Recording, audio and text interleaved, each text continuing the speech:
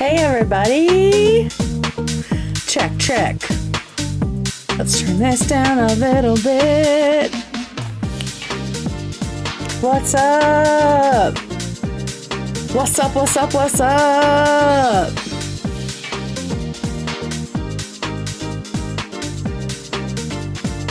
Hell yeah, we got the Teddy Fresh rockin'. We got the, damn, that was fast. That was a fast fade. Hi everyone. Yeah, very 90s, right? Thank you. It's a shirt dress. It's like from the new drop. I love it. It's got the little teddy bear buttons on it. Just got it. And y'all are the first to see it. I think I'm going to wear it tomorrow as well. I haven't worn it today. I just put it on. Yeah, it's so cute with a little scalloped collar. I love it. I don't know if I should do top button or just one open. I'm kind of liking the one open. Yes, it looks like it is a plaid. Yes, the dress. I love it so much. Hi, everybody. I'm scared to look and see how how the quality is tonight. I've done a lot of things to try to make it better. So I'm hoping that we have no skippage tonight. Oy vey. I think we're gonna be okay. It is like blasting me out in the front. Let me just like take this down a little bit. As I can see. Whoa, whoa, whoa. I'm doing like a little bit of a delay. Oh, that's better. Okay, cool. Because apparently that might help with the skipping. Oh, also, I need to put my goal up here. Because I was so deep in reading the unknown number article that I almost missed signing on altogether. So let me just put our total subscriber number up here.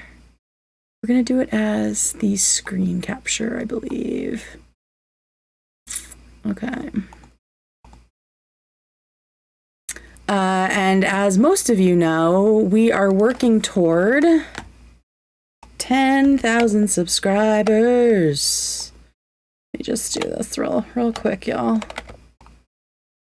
This is that you're seeing the magic happen. I need to figure out how to like stage things so I can fix things while I'm on the stream. That'll be a future Kate problem. But for now, yeah, we are at 7652. So about 2,300 subscribers to go until we hit 10,000. And at 10,000, I will open memberships. I hope we can get there. Kate, you know what? Just leave it alone. Just leave it alone. That's fine. Oh, no, that's too short, too low. Okay, that's good. That's good. I swear I'm almost done. I just don't want that weird little line there. Okay. We know it's not perfectly centered. It's going to be okay. It doesn't let me do... Whatever, it's fine. Oh, what if I hit shift? Will it let me do a little bit more? Is this going to drive people nuts all night if it's not perfectly centered? Where are my type A's at? Oh, maybe if I make it bigger. Where are my type A girlies at? Literally, it's just like jumping. There we go. That'll do. That'll do, pig. But, now wasn't that fun? Got it. Okay, so... Wait, Lesbo tea? Is there Lesbo tea that I'm not aware of? What's the Lesbo tea? Am I out of the loop?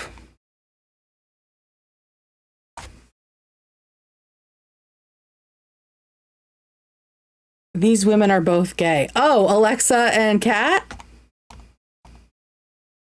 Oh. Welcome, Alex. Congratulations on coming out. Okay, yeah, we have a lot of stuff to talk about tonight. Just today, Alexa Nikolas dropped that she has officially sued Kat Tenbarge for defamation. So I have that to go over. She streamed a little earlier today. I believe I linked her stream in the comments so you can watch the full thing. But we are going to...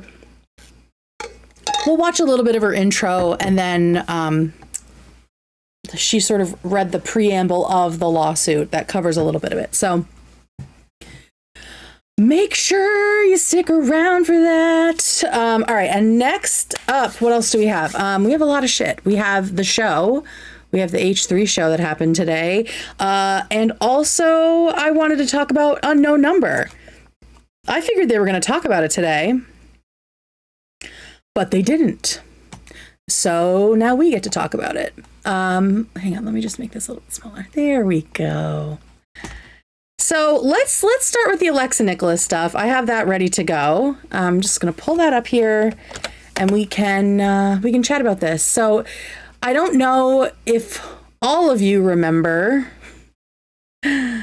what happened kind of early in my H3 YouTube career, but I did a piece on Kat Tenbarge, and specifically on an article she had written that involved Ethan, I believe. And Alexa Nikolas showed up because, you know, of her history with Kat. And then Kat Tenbarge showed up. And it was the night that Zohran Mamdani had won the primary in New York City. And Kat Tenbarge apparently was sitting in a bar at a celebration party, right? Like at a victory party, sitting in my chat, kind of trying to defend herself. And yes, Kat is best friends with Adam McIntyre. And Alexa's going to talk a little bit about that. It was wild. It was wild. The whole party for Mamdani is crazy. No, it's not. They always do that when a candidate wins. No, they'll do it for the primary for sure. She was getting toasted so hard. She's like, I went to journalism school. I got an award just this year for my journalism. No, I did not see the poll you guys made. What is it about? I'm nervous. So yeah, that was wild. That was a wild night. And then Alexa let me know. Oh, geez. Let me look at this. Alexa let me know that she was dropping. Oh, so good. Yes, obviously, duh. Why bother asking? Bad poll. What do I want to vote for? Check out the straw poll, gang. Here, I'll pin it. Y'all are ridiculous. Oh, God. Hey, get out of here. I don't know if she really will. I don't know if she really will. So I'm gonna refrain from voting on this. But let's talk. Let's listen to Alexa explain for herself why she went through with suing Kat this week. It seems like she was served this week.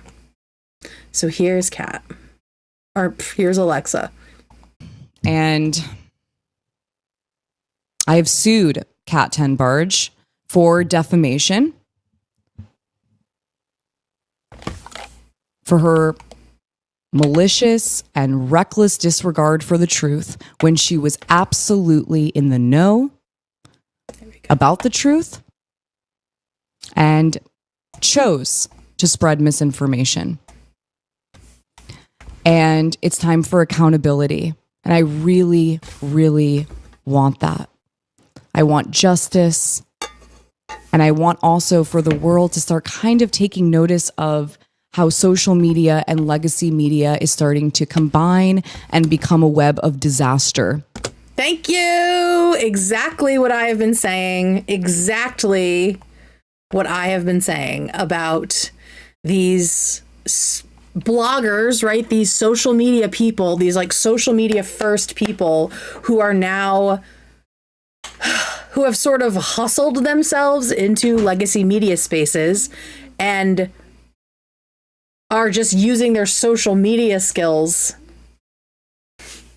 and trying to translate them into journalism and kind of getting fudgy with the truth, right? Kind of getting fudgy with the truth. And yeah, I do think that this stuff is going to bite legacy media in the ass. Like I said when I've covered stuff about Taylor, like I think the higher ups just trust these millennials and Gen Zers to cover things appropriately because it's just outside of their comprehension and their expertise, right? And they're just like, I don't know anything about that. So if you think it's popular and it's going to get hits, you should just write it. Because I can't see any actual fact checking happening, but maybe I'm wrong. Maybe I'm wrong. I bet a considerable amount of money they are looking right now. They very well maybe. I mean, Kat was not shy about just telling me she was in chat last time, so who frickin' knows? Who knows? All right, let me see if she has anything else to say here, and then we do have another timestamp.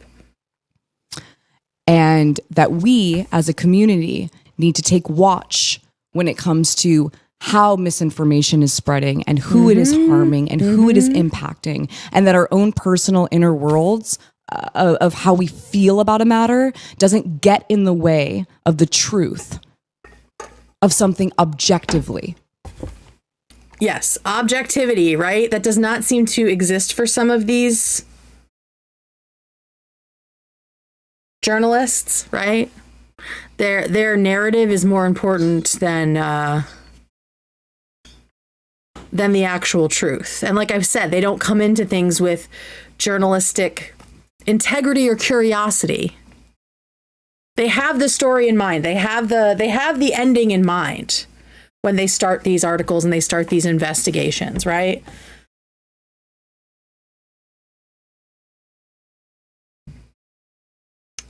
So yeah, it is definitely a problem. And I don't want that to get lost because we really have nothing else but the truth. And not even just that, we deserve the truth. Amen. Okay, speaking of Madam McIntyre, she does go on to say a little bit about him. And I think she's actually pretty generous to him here, pretty charitable. And I'm curious if he might also end up in the crosshairs of a lawsuit. Here she is just opening the lawsuit. And you know, I wonder if Adam McIntyre is watching this live. And I kind of want to, actually, I'm going to go back to myself for a second. Do it, girl. Adam, wow. Wow. You are a bully. Oof, T. Really. Mm-hmm. And you spread so much misinformation about me that I am still in shock by. And you haven't even apologized at all. And I'm wondering if he spread misinformation, like I'm wondering, like I said, if he is on the ropes with defamation as well, because it sounds like he and Kat have collabed on a lot of this. I just want to say it's okay to make mistakes and you can apologize for what you did. I did watch your recent video about the downfall of Alexa Nikolas, which is what you and Kat created. Gross. Together.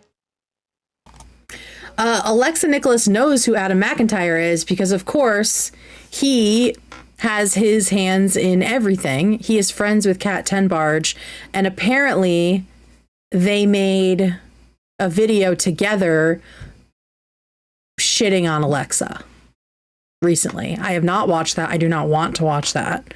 I already know the quality is going to be horrendous, right? Because it's Adam McIntyre and he sucks.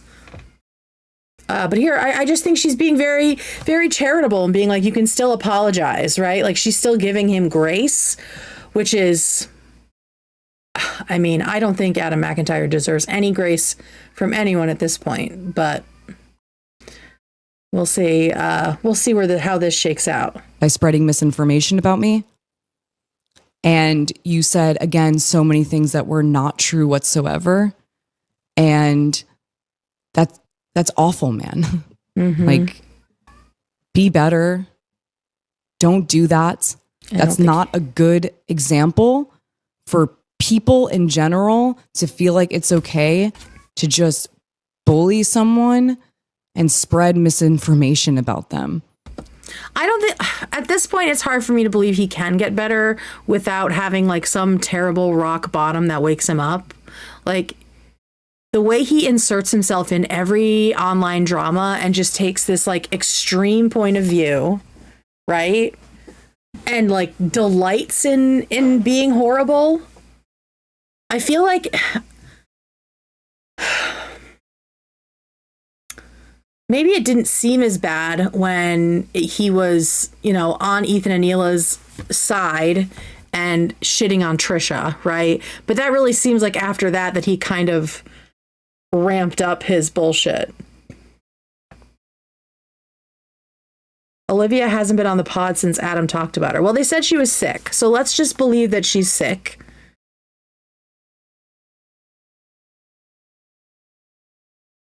Take a look at Adam's Patreon. He's raking it in. Barf. Right. So he's being rewarded for this behavior. So I don't see him doing better. I commend Alexa for having room in her heart for him. But I don't even know if I would trust an apology from Adam. Because like I've said, like if he can use you, he will. I don't know if he really has genuine friendships, especially not with other creators. Yes, Adam made a video about Olivia and AB, and he was really disgusting in it. Adam is severely misled, but now he's an adult, and now he has to take accountability for his own life, right? He has to...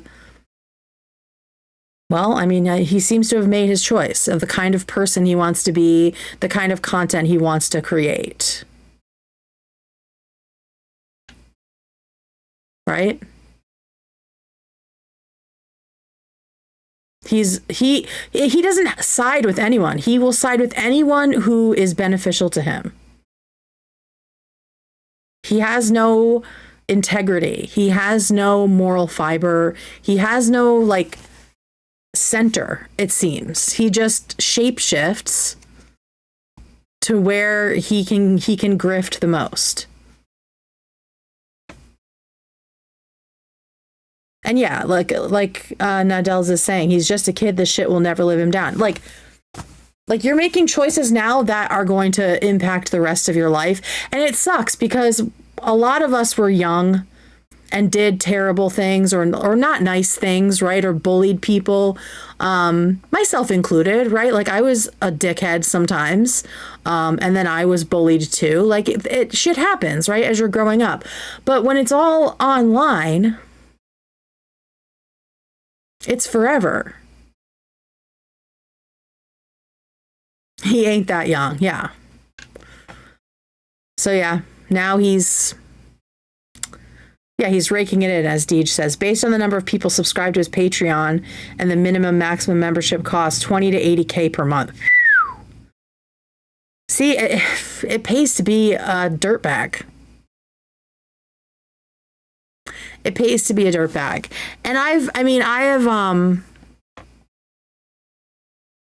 think a lot of creatives who have integrity have these moments of struggle, right? Because we are living in capitalism. We do need to make money to survive. And this kind of stuff is what we want to be doing. And it's not like we don't see the very clear way that we could make tons of money, right? Say outrageous things, lie about people, get in lots of fights, cause drama, be at the center of everybody's drama, like stick your nose in, and just, keep everyone outraged and angry and just like foaming at the mouth for the next crazy thing you're going to say. we all know that that path exists.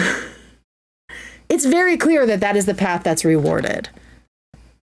But there's a reason we don't do it, because we have souls,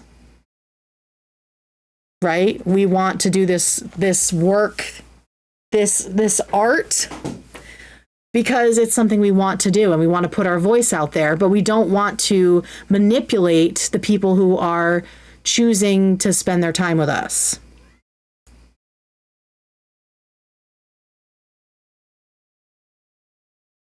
And so we don't make money.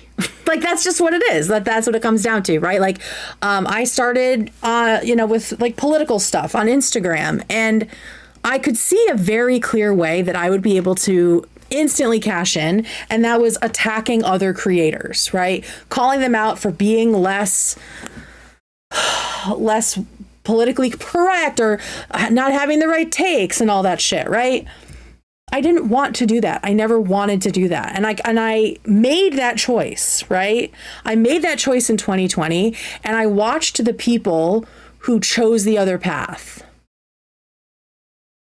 And a lot of them made tons of money and were able to do this full time, right? But eventually all of them were also driven off the internet because they finally said something that turned people's stomachs.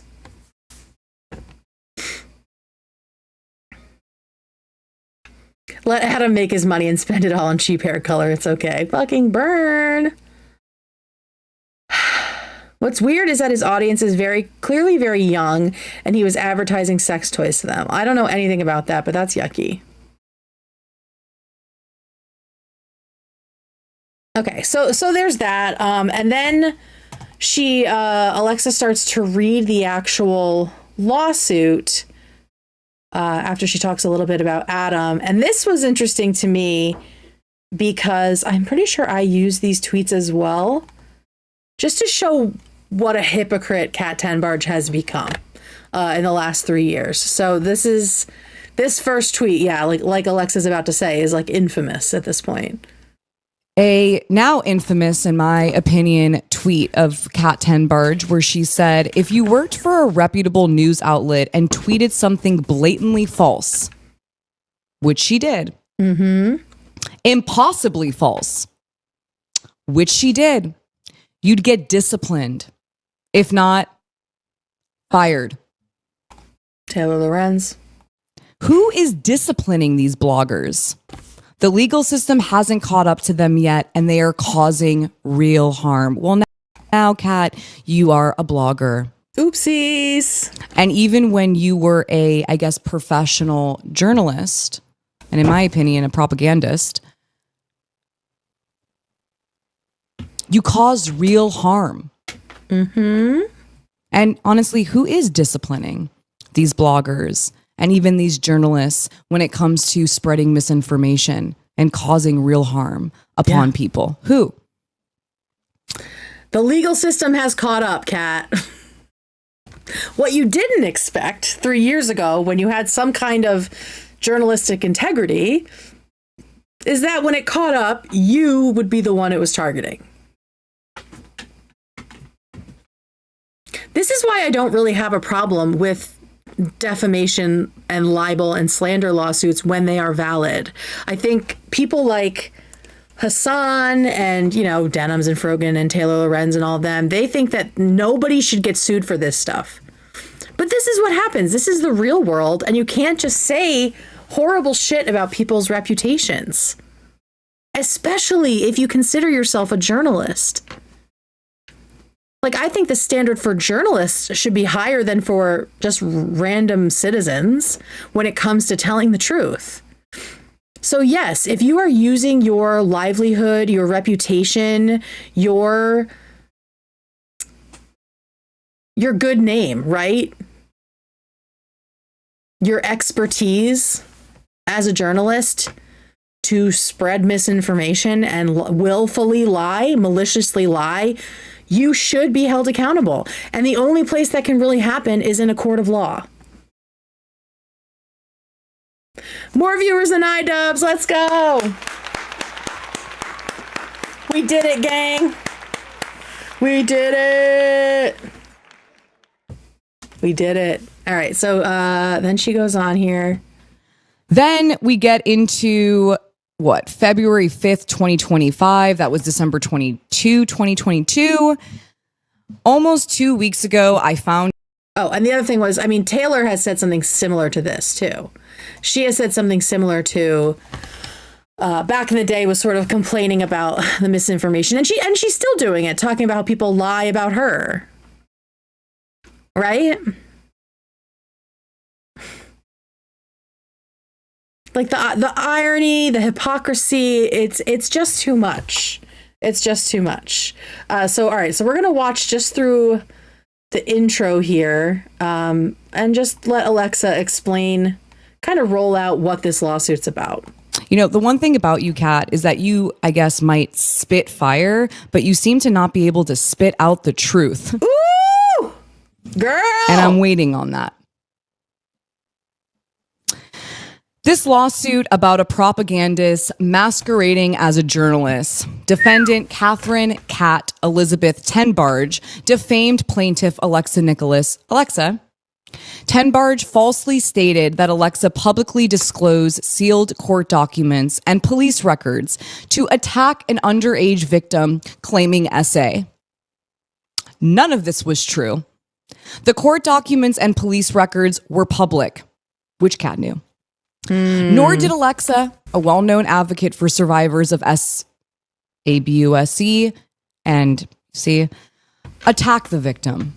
Rather, Alexa reviewed court documents and police records, which brought the public narrative surrounding claims of the underage victim into doubt.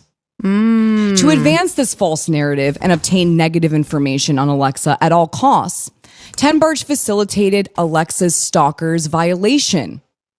That's right. I'm just going to repeat this one more time. Kat Tenbarge facilitated Alexa's stalker's violation of the restraining order, which we have evidence of. Further, so I believe that Kat interviewed Alexa's stalker or alleged stalker. And I think that violated the restraining order where he was not supposed to be talking about her. Let's get me a digital soundboard. Oh, what do I need? Oh, pew, pew, pew. Oh, yeah, we do need that. I have like a little stream deck. I can add sound effects to it. I got a couple of them. Yeah, the interview broke the restraining order. And apparently Kat did this, or allegedly Kat did this, knowing that this person was Alexa's stalker. And I know that Alexa has talked about this at length, that at this point, Kat was, in her opinion, building, like kind of using this article to smear Kat, or to smear Alexa, because she didn't agree with how she was going about things in the fallout from that child actor, the Quiet on Set documentary. Captain Quasar just got a soundboard too, and it fucking slaps. I'm gonna start using one too. Oh, fun. Love that. All right, let's keep going. Tenbarge relied on anonymous and other clearly biased sources to advance her false narrative about Alexa. When Alexa provided, it's weird to speak about myself in third person like this, when Alexa provided Tenbarge information demonstrating that the court documents and police records in question were public. That's right. I actually texted her to even memorialize our conversation about what we spoke about. And I told her these are public Cleveland police records. And this wasn't because I was just bringing it up. This was because she asked me about them and was claiming, that they were sealed. And that, so Kat wasn't, is because exposing Rich. Sorry. So Kat, it wasn't accusing Alexa of like doxing this person. She was accusing her of somehow being able to open sealed records, according to this, which is crazy.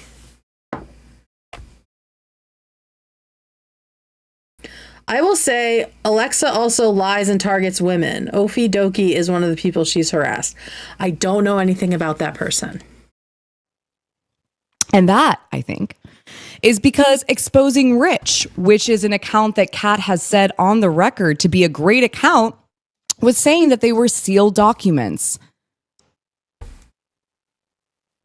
Well, there's a journalist just not doing her due diligence, right? Kat not checking and just believing things that are being said by people on social media. Like, what are we doing? Check things.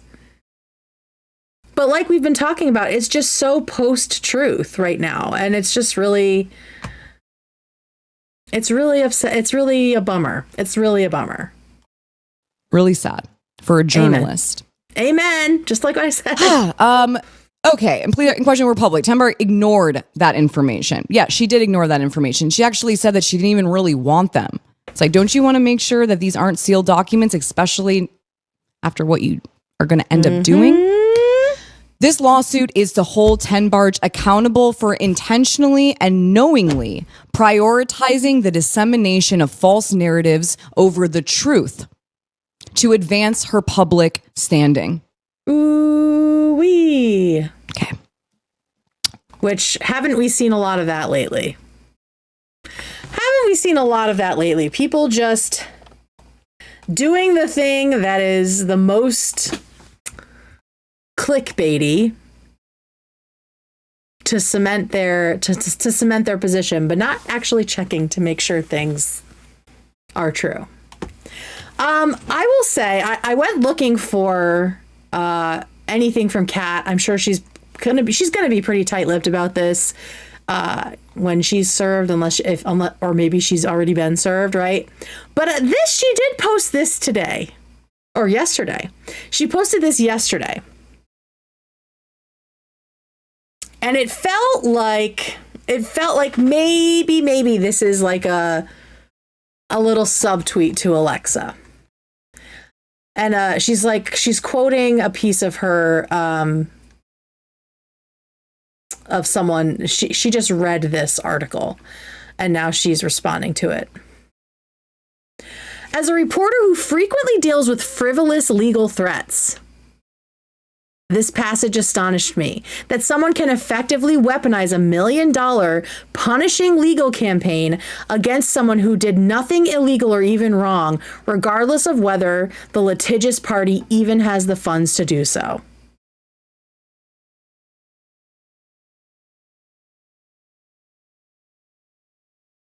Kind of feels like a little bit of a thing, right?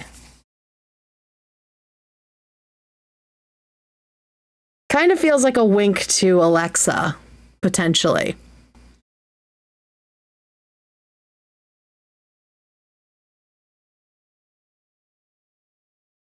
So what this is, oh sure, Lana. So this is all stemming from Alexa Nikolas. I'm going to say as truthfully as I remember it. Alexa Nikolas and Kat Tenbarge were I think they were moving in similar circles because they are both survivors of abuse. Alexa is a former child actor, and she was part of the big Quiet on Set documentary that was about all the stuff that was happening at Nickelodeon under what's his name, Dan. Hang on, it's in the lawsuit. Dan Schneider. So she was in that documentary, and a big thing came out about Drake Bell, who was both a victim of Dan Schneider and then also was apparently committing some sort of crimes himself. And Alexa Schneider, yes. Yeah, and so Alexa had like sympathy for Drake, and other survivors were really pissed about that. And I think that's kind of where it all started from. But definitely go and watch Alexa's whole thing, and she reads through the whole lawsuit. So I'm wishing Alexa the best. in this case. And I hope that this can set some kind of a precedent for the way these journalists play with the truth, right? Because it does seem like a lot of the time lately, so like social media people are just masquerading as journalists, and they're just using legacy media outlets who don't know any better to suit their own narratives and their own biases. And we don't want that. That's a terrible thing. Adam McIntyre and Dan Schneider have the same hairstylist. Haley is just roasting Adam's hair tonight. Now I'm going to have to look at it a little more closely. Dan Schneider wasn't the one who did the abusing. That was Brian Peck. Dan Schneider was definitely abusive in different ways. I think there's like a spectrum of abuse, and he was like overseeing everything, and he was, he kept Brian Peck around, and he was writing a lot of the scripts that were sexualizing the kids. He's not, in my opinion, innocent at all, right? He created the culture. Yes. For sure. All right, we are going to get into the H3 stuff and then talk about unknown number. I need to pee. So I will be right back, and then we will talk about the show tonight.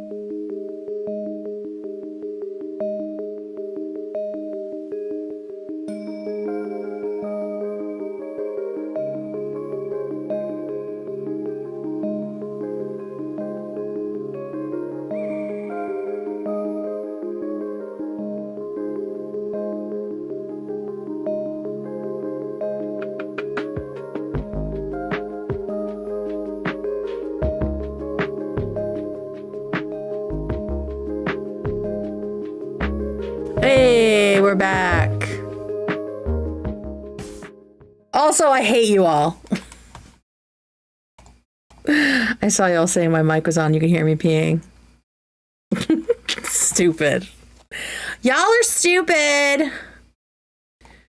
Okay, so it was a great fun show. Before we get into that, we do have Hasan shockingly refusing to apologize for even partially doxing a bunch of people. And I will say, someone came in my chat after last night's show. Do you see my ghost in the background? Where I talked about the doxing stuff. Was that last night? I can't remember shit. And they were like, oh, how dare you dox those innocent people? And they were nice enough to have done a timestamp. And so I went and blurred their names and cities and states out because I'm not a fucking monster.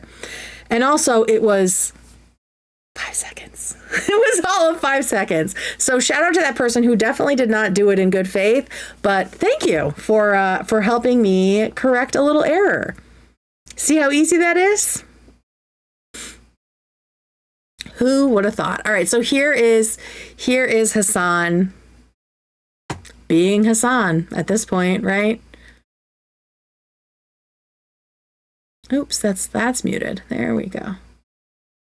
Appreciate just uses an opportunity to try to once again implement this like fake deplatforming, stupid deplatforming initiative, claiming that I was actually doxing people.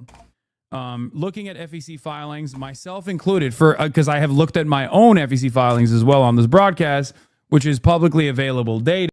Okay, well, if your point is that you've pulled up your own data, so it's okay, that's not really the same thing, Hasan. That's you choosing to share your information with people, right? Also, you're pretty like famously in Los Angeles, California. That might not be so for other people that you doxed. But to say, well, I've shown my stuff on here, so why can't I show other people's is crazy. That's crazy. And as someone who has such a huge platform, you should know that that's crazy. Hasan, don't you have some porn stars to respond to with peace and love? That actually doesn't show the full identity or the full fucking addresses of people. Okay, so now we're splitting hairs. Like, I thought we all agreed that doxing people was wrong. There was no need to do it. There was no need to show people's full names or their city and state or any other information.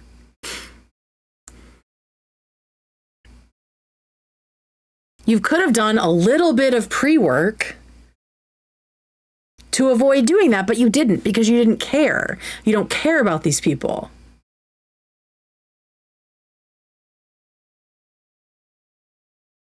Just refusing to take any sort of accountability for doing something weird. It doesn't have to be illegal, right? But you definitely broke Twitch's terms of service, which they'll never, ever confront you about. And maybe it is a little bit illegal if legal mindset is right. I saw one of the docs people say it wasn't just a 5-digit zip code that got shared. It was 9-digit, which shows their street. Great. Also, if you think psychopaths can't figure things out from there, just think a couple steps ahead, bro.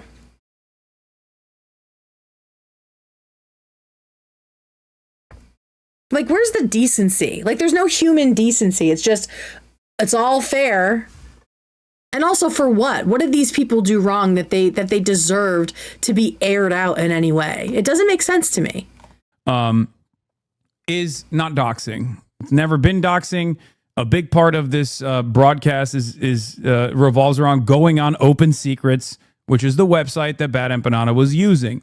Okay. Ironically enough, these guys aren't even mad at Bad Empanada for making the video, but more so mad at me, for not only responding to the video, but also adding additional information about this organization that I knew.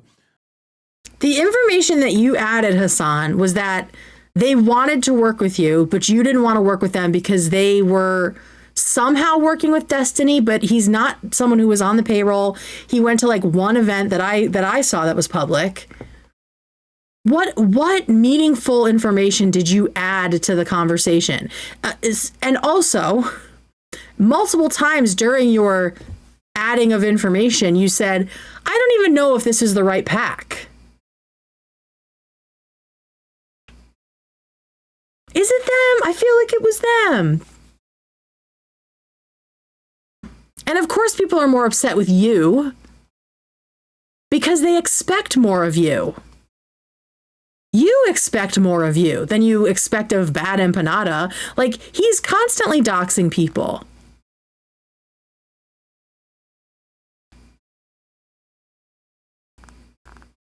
Of course, people are more upset with you. With great power comes great responsibility. I mean, you were bragging and swinging your dick around in that coverage of this doxing by Bad Empanada, saying that, oh, they wanted to work with me to legitimize themselves and make it seem like they had more motion than they did, and that the Democrats had more motion than they did. Like, if you understand that you have influence, but then this is how you use it, it seems intentional. It seems like you are intentionally putting people you don't like in harm's way by not caring that you are sharing their personal information. Like, I have never in my online career been like, yeah, I hate this person so much because of their opinions that are a little bit different than mine, that I think that the entire internet deserves to know where they live. What is that if not a threat? What is the purpose of showing their personal information? So yeah, it's like, I mean, we could have written this response ourselves, right? Now, of course, that probably allows you to understand that this is not really a sincere a sincere fear that people have about doxing or whatever, but instead it's just everyone. Hasan's the victim, right? Deny, attack, reverse the victim and offender. Darvo. He's done all of them in what? A minute and 9 seconds. It's not doxing. It's not really about doxing. It's actually about attacking me.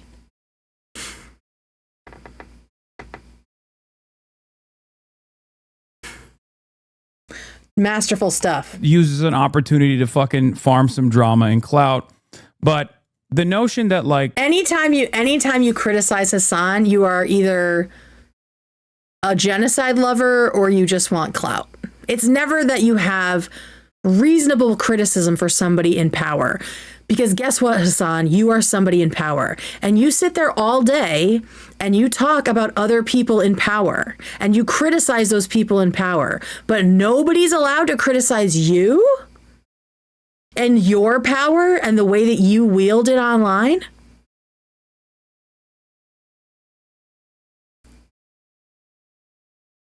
You are one of the people in power on the internet, which you yourself admit. So as a Marxist, you should be very open to people criticizing you. But instead, you refuse to take any of it in.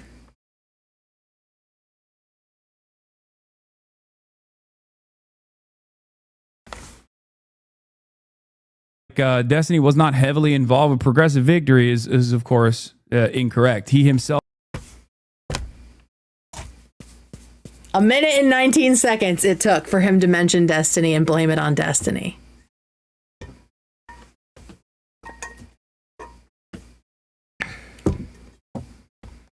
Can't ever just talk about things. It always has to be this huge conspiracy against him. It's cult leader behavior. The deflection is just really wild. has admitted that he was like playing a formative role in progressive victory and all this stuff. So that was, again, like I said, aside from having Brianna Wu work with the organization, it made me believe that it wasn't super serious. Okay.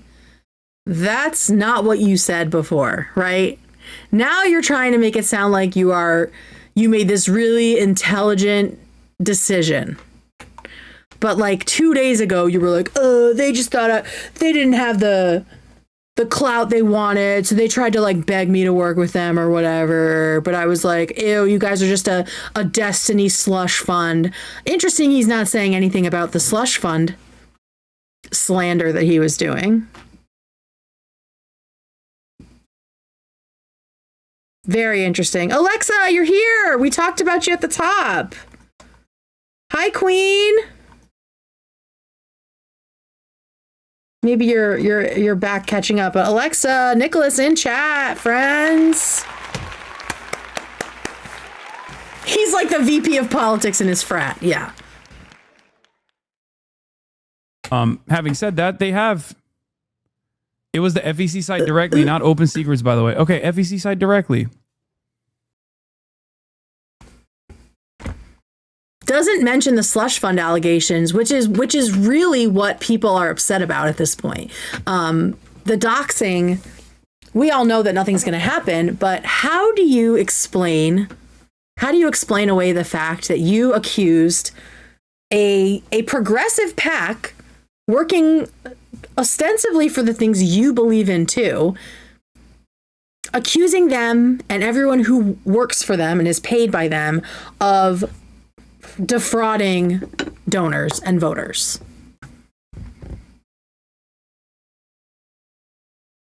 I don't know how you square that. I don't know how you defend that.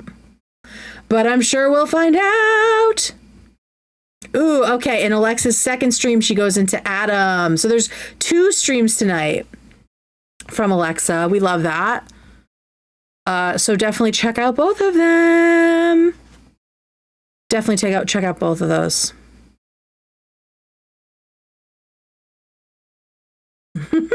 Hasan, log off for a while and go enjoy a meal cooked by your mom to recenter, baby. Is it his mom? I have to sing more? What are you talking about? Waiting for the day Hasan walks himself into a defamation lawsuit. I mean,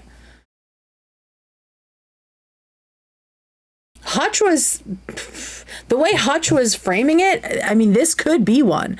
People were talking on the subreddit about a potential class action against Twitch related to this. It was just like in chat, people sort of speculating about it, but I don't know.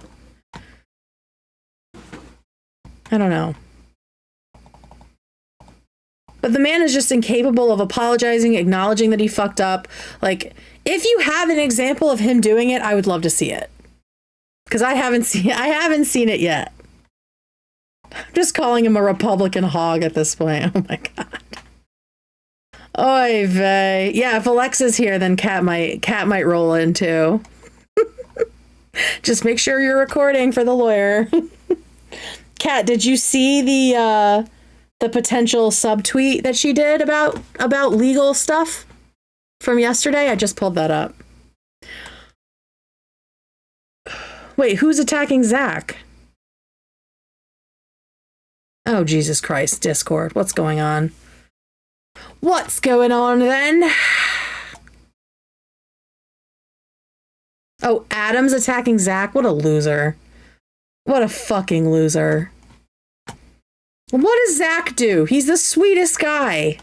Shut up, Adam. Shut up, Adam.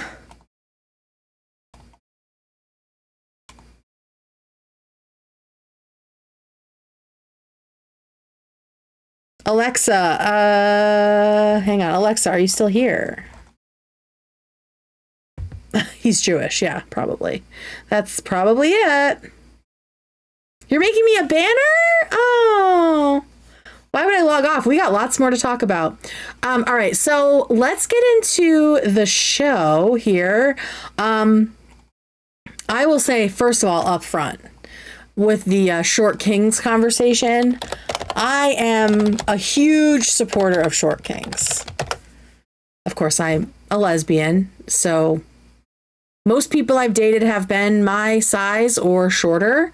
I'm currently married to, I would say I'm married to a short king right now. And yeah, huge fan. Huge fan of them. I love that Hila says, short guys fuck. And I hope that Zach's able to clean that up and take it for a ride every now and then. And I will say, like, I stand by it, and I've been waiting for the time to share this knowledge with you guys, to share this piece of me with you. But one of my deepest man crushes, I am not attracted to most men, but one of my deepest man crushes is maybe the short king of our lifetime. Do you guys want to try to guess who it is? Short guys fuck.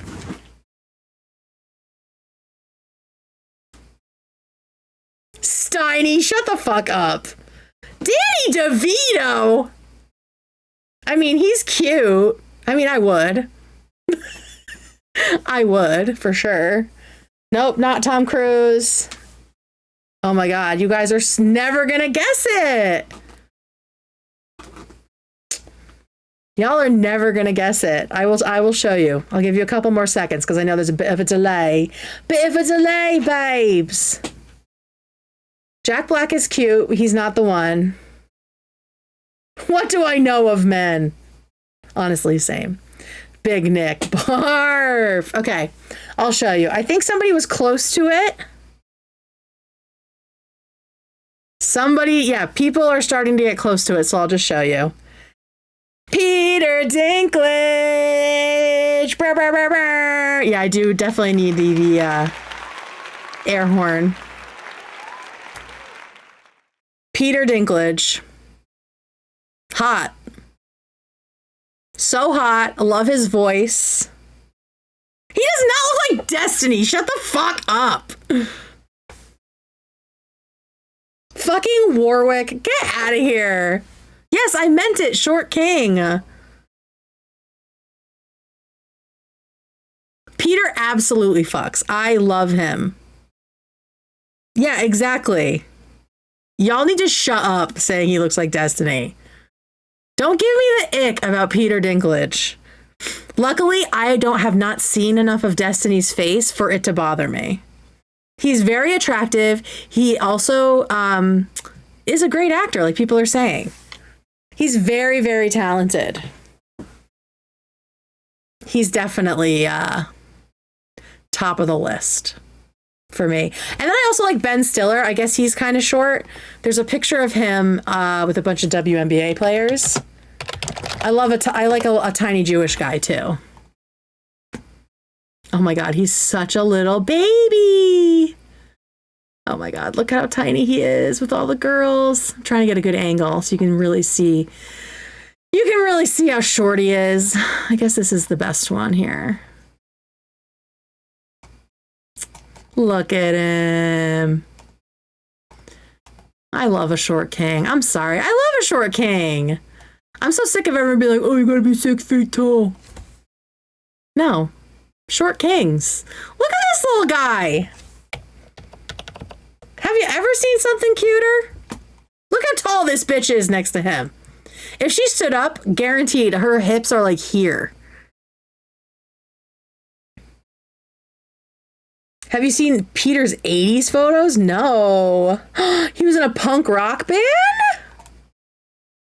Ooh, I would love that.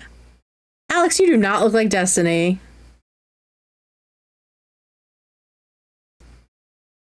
So yeah, I love Ben Stiller. I love Peter Dinklage. I love, and Jon Stewart too.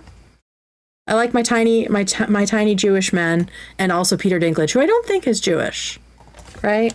Is Peter Dinklage? If he's Jewish, then I definitely have a type.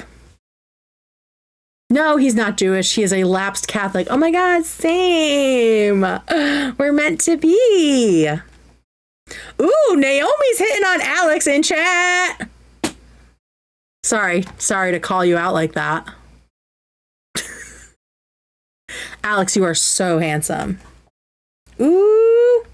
Short guys do apparently have massive chodes. Okay, Betty.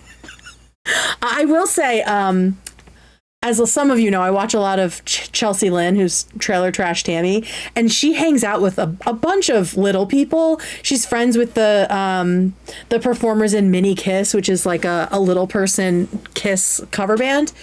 And she said, wait, maybe I can just pull up the short since YouTube's actually working tonight and we can actually watch things.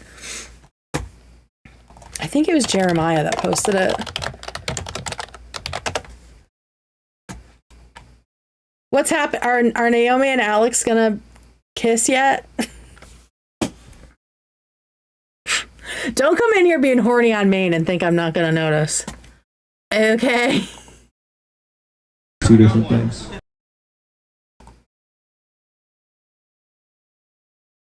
All right, let me find this. Oh, maybe it was just on the Trailer Tales then. Naomi, you started it, girl! What do you want me to do? You're safe if you're not thirsting on Maine. I will talk about it. I love getting in the middle of stuff. Don't tempt me with a good time. Oh, it was with Josh Wolf, right? Where is it? Oh, it's so worth it, guys.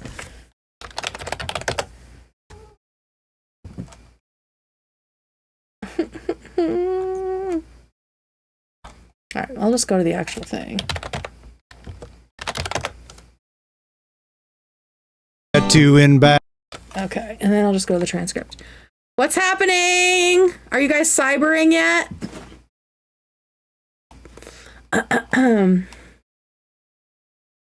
I was saying that Alex is handsome and Destiny is not because he said he looked like him. You said he is so handsome.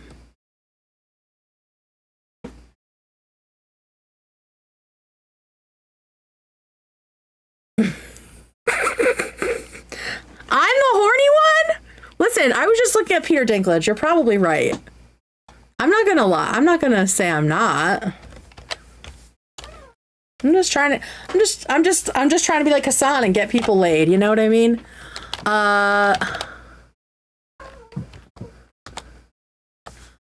Okay.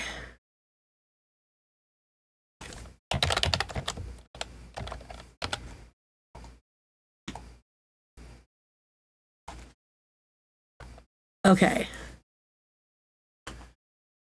Okay, here's the part I found it.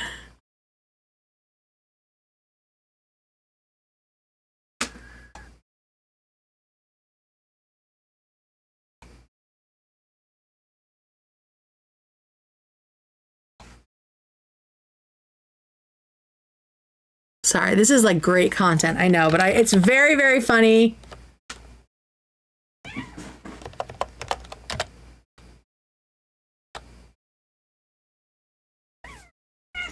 Okay, cats, be nice to each other.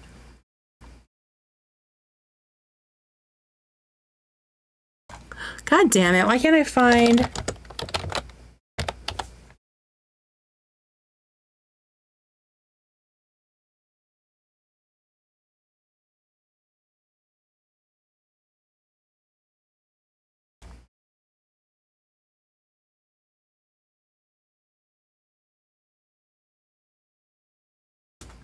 Okay.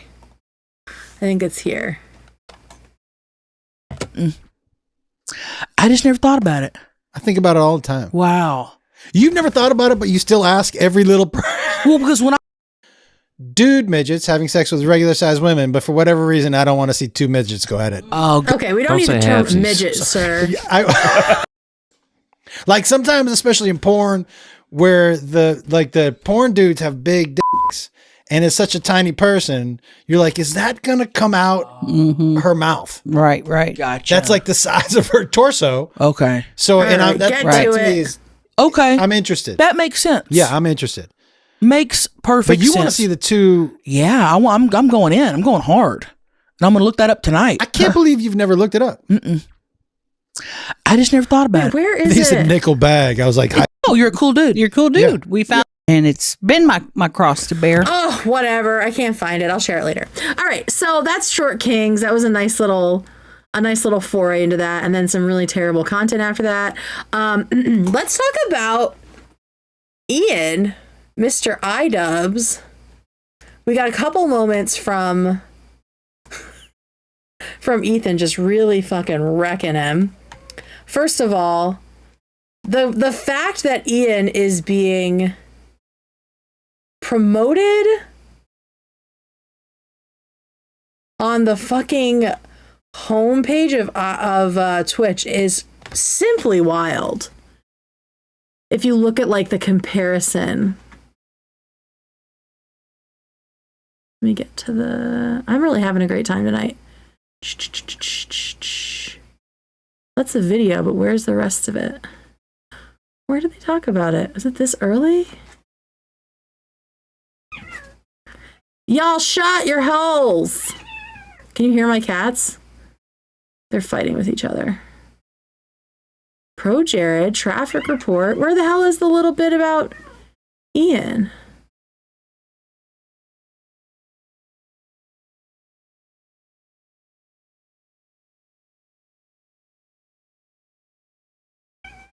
Oh, was it lolcow? Yo!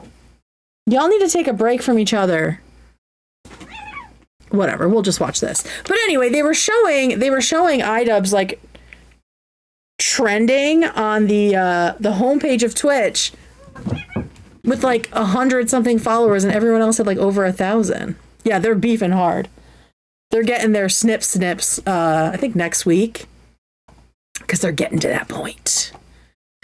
They are getting to that point. Okay, so waste so much time, but here we go. iDubbbz is never beating the stinky breath allegations. The man has rancid breath. His wife is the one that told us on now multiple occasions, your breath stinks, you're disgusting, you never shower, you're a giant loser, you stink, you shit your pants, and you stream to 100 people. Literally, what do you have? What literally do you have? You live in a basement too. Did you leave that out? You live in the basement of your mother-in-law. Mm-hmm. What do you have? Something like that. 1260? No, it was like.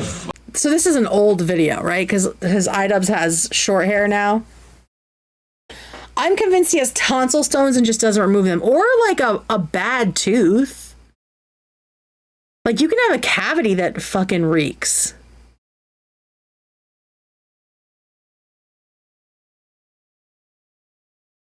Happens all the time. Like that's literally what will stink up your mouth. Like not just tonsil stones, but if you have a cavity, that'll do it. That'll do it. Yeah, it was 4K, a 4K thing. You smelling my breath? No. He looks genuinely concerned there. Also, why are you putting this on the internet? Oh, does it always? From across the table. But we now know she was smelling the room, right? And I just think it's very interesting here. Bro's breath stinks from across the table. And by the way, he's insecure about it because apparently she keeps calling him out for it. So if I saw Hila going, I wouldn't immediately say, are you smelling my breath? It seems like what if his body is unwell, if he is sick all the time? I am kind of worried that he doesn't go to the doctor for this issue. Who are you talking about? Ian or Ethan? I am pretty sure they don't have healthcare or dental. They will in Canada, so maybe he'll get his rotten teeth pulled out and his breath will smell better. she was maybe smelling the room or the table. Wait, hold on. I've seen so many young people lately with teeth visibly rotting. Do you work with... Are you a dentist? Are you a dental hygienist or something? Yeah, it does seem like he's sick of her mentioning the smell for sure. My aunt had stomach issues and also had breath issues. I think she had a stomach ulcer that could make it worse. Yeah. There's a lot of things it could be. And a great place to start is going to the dentist. Like, I had a wisdom tooth come in, but it was like impacted. And I know that impacted my breath until I got it removed. Because I could tell, like in my own mouth. And so I like overcompensated for it, right? But yeah, you gotta get that shit taken out of your head.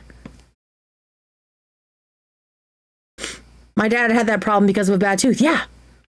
It's like, just get it ripped out, man. You'll feel so much better. I don't know. No. And he was like, "You smelling my breath?" Confirms You it. smelling my breath? No. Does it always smell like piss? No. Or did one of the So he's very aware that his breath is horrible, and it seems like it is a chronic thing. Like, he knows what's coming out of his mouth is gross, if he's saying that. dogs Piss. pee? They might have peed. Doesn't it smell like piss? I don't smell that. Oh, maybe it's just me. The dogs pissed in the house? Your dogs did something of bodily fluids in your home? Someone better call CPS. You're just letting your dog piss in your house? How fucking gross are you?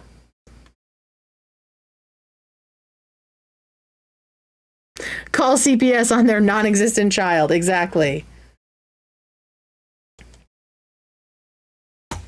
That's the thing. Like, that's the thing. Like, if this was Ethan caught saying this, Ethan and Hila, and she was like, "It smells like piss in here," they would be like, "Their home is a shithole." It's like, sometimes animals have accidents. But She says his breath smells like dog piss.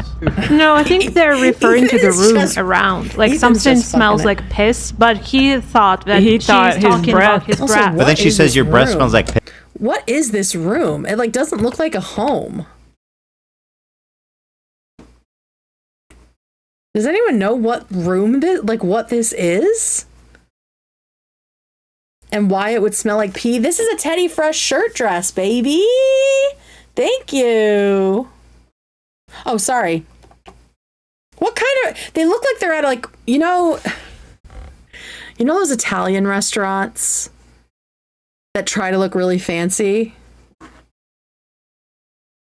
That's what this feels like to me. Yeah, it looks like a set. Maybe this is the set for their podcast. I don't know. But it just gives me like Italian restaurant with like a function room vibes. Hey! Knock it off. Their pupils are like this. The wide angle lens. Yeah, it looks like it's a body cam. It looks like body cam footage. Ian, why did you come here today? Why don't you have a seat? Tell Cat Tenbarge to stop. Hey, Cat Tenbarge, knock it off, would ya? Your big mouth's already getting you in trouble. Yeah, there's a real window, and then they covered it with this. I don't know. It's very strange. It's very, very strange. And then they talked about Michael Knowles, who I didn't really know anything about.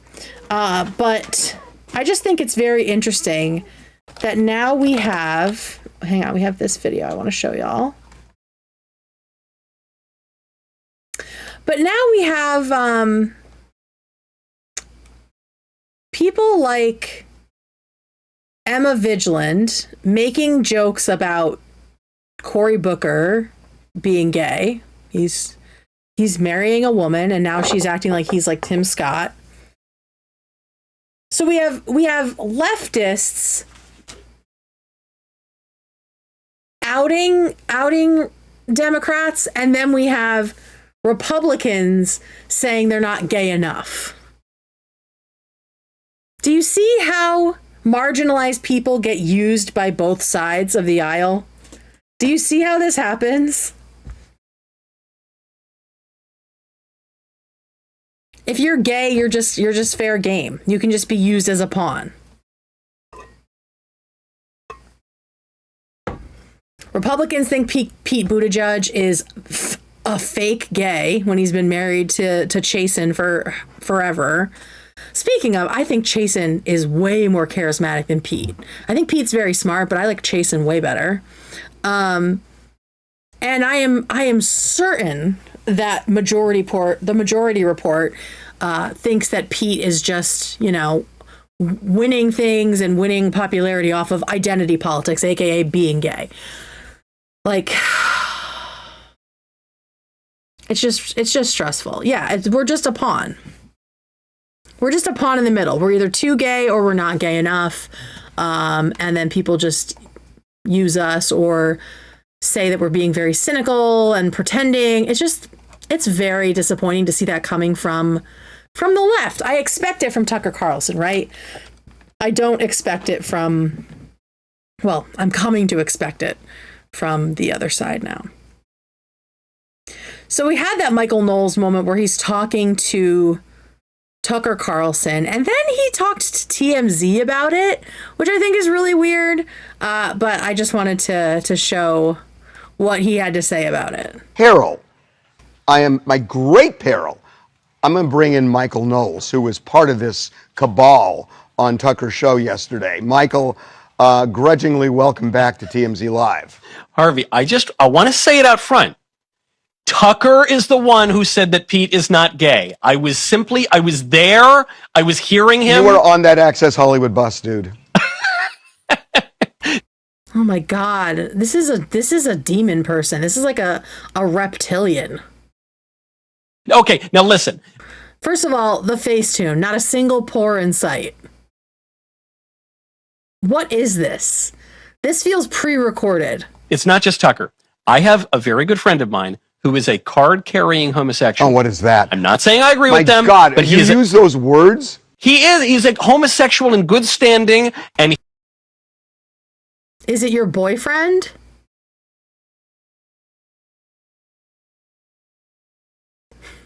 Is your card-carrying homosexual friend the guy who's in your hind parts every night? He actually told me this even before Tucker did. He says he doesn't think that Pete Buttigieg is gay. Now, I don't listen. Maybe you're in his hind parts. I don't want to assume.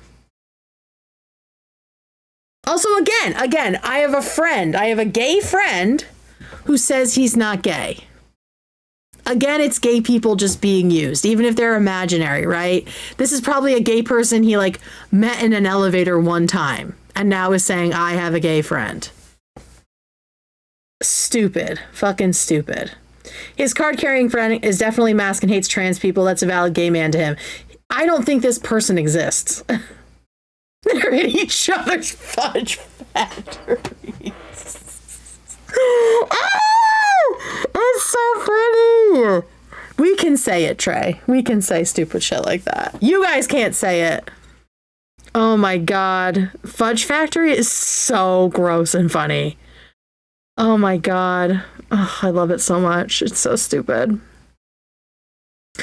I have to tell you, no. Yes, no. I'll save it. That's part of my family drama is that I learned fudge packer as a term because of something that was happening in my family. Oh God. Saving that for the members content. So please subscribe when we hit 10K. Oh, it's not even showing how many we have. When we hit 10K, I am going to tell you all kinds of crazy shit that's happened in my life. Oh, speaking of, you are going to get one crazy story tonight. You are going to get one crazy story tonight from me, so don't despair. Fuck, I need to put the goal up. What the hell? Please hold, y'all. I don't know why that wasn't working. I am sick of this shit. Oh, and now we're upside down. Work. We love that. There we go. Listen, we are just real crunchy, jankety stuff over here. Okay, there we go. So yay! All right, so let's keep going on this idiot. I take him at his word. Yes, it's unknown number related. It is. And my ex is going to be really mad that I'm sharing it.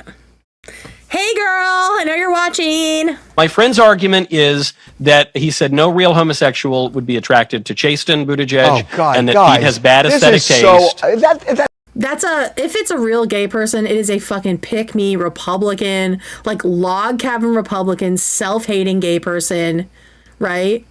No one would ever be attracted to Chasen. Like that's just fucking hater behavior. Shut the fuck up. Also, this dude's fucking yoked. That's such a... It's not my opinion. That's such a low... It's his opinion. Number one, it's a low blow. Number two, who are you guys to say who somebody falls in love with? That's and number right. three, and this is my biggest Hey, Harvey. point. If you want to talk about fake stuff, you can talk about all the guys who feel the pressure or just want to get, quote, married to a woman, but they're actually gay. And you know that exists a lot in America. More. And you know that, Michael. You know that. Because it's you. That's what that is. That's what we call shade. That's what we call shade in the gay community. That is fucking shade. Regardless of what my friend, and I got to give him credit, Spencer Clavin, that was his theory at first, and then regardless of what Tucker says, I am not ascribing to the theory. I take Pete Buttigieg at his word that he likes the fellas. But it actually gets to the point you just made, Harvey, which is, yes, for a long, long time, guys who had a slightly different attraction might just try to go along with the cultural milieu. Still happens, by the way. Still happens a lot. And you know that he was about to say, and now it's cool to be gay. Oh, great. What is this? Hey, guys. What is happening? What is happening? Did you guys know we have 7,652 subscribers? Fuck. Let me go get the little baby one. Listen, y'all. It's always going to be just an adventure around here. But this looks cute, right? This looks cute. I did this today. But yeah, so I know he was going to be like, well, that's how it used to be, but now people are pretending to be gay to be popular. Oh, brother. How can you say being gay is popular when we are literally just coming off gay people being groomers and the Patriot Front intimidating people at drag queen read-alongs at bookstores? Like, what? Y'all are so dumb. Y'all are so fucking dumb. Oh, God. Wait, I got a bing bong. Is that Haley? It is. Oh my God, I love it. I love it. Let me download it. It's not working. There we go. All right, let me load it in here. Because it is necessary for tonight. Let me get... Here, we'll do it on the lesbian tangent for right now, and we'll just overlay it. This is another creation by Haley's comment. Shout out to Haley. Go follow her on here and everywhere else. All right, so this is short, guys.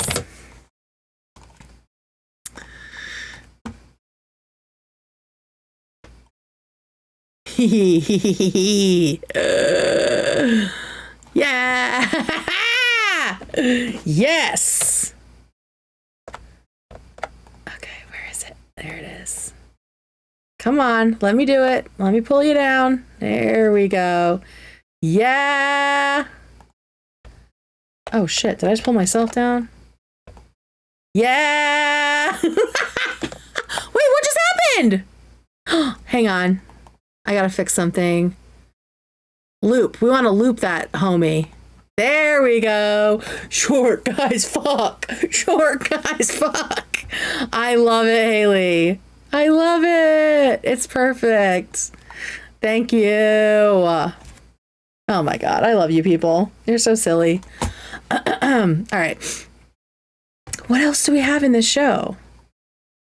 Oh, Ethan talked about the upcoming VODs. We're supposed to get one tomorrow and then one either Sunday or Monday. So Sunday, I will most likely do a stream and we will talk about the VODs and any other crazy shit that comes up. And then I did want to talk briefly about, before we get into unknown number, I wanted to talk about poor IShowSpeed. You know, I've never had so much in common with such a intelligent, wealthy person before. Because if you were here, was it last night or was it like earlier this week? Maybe it was last night when I was like almost crying. Then yeah, this will definitely be familiar to you. Being done separate. It was a really good time. All right, so this is me. This is me when everything was freezing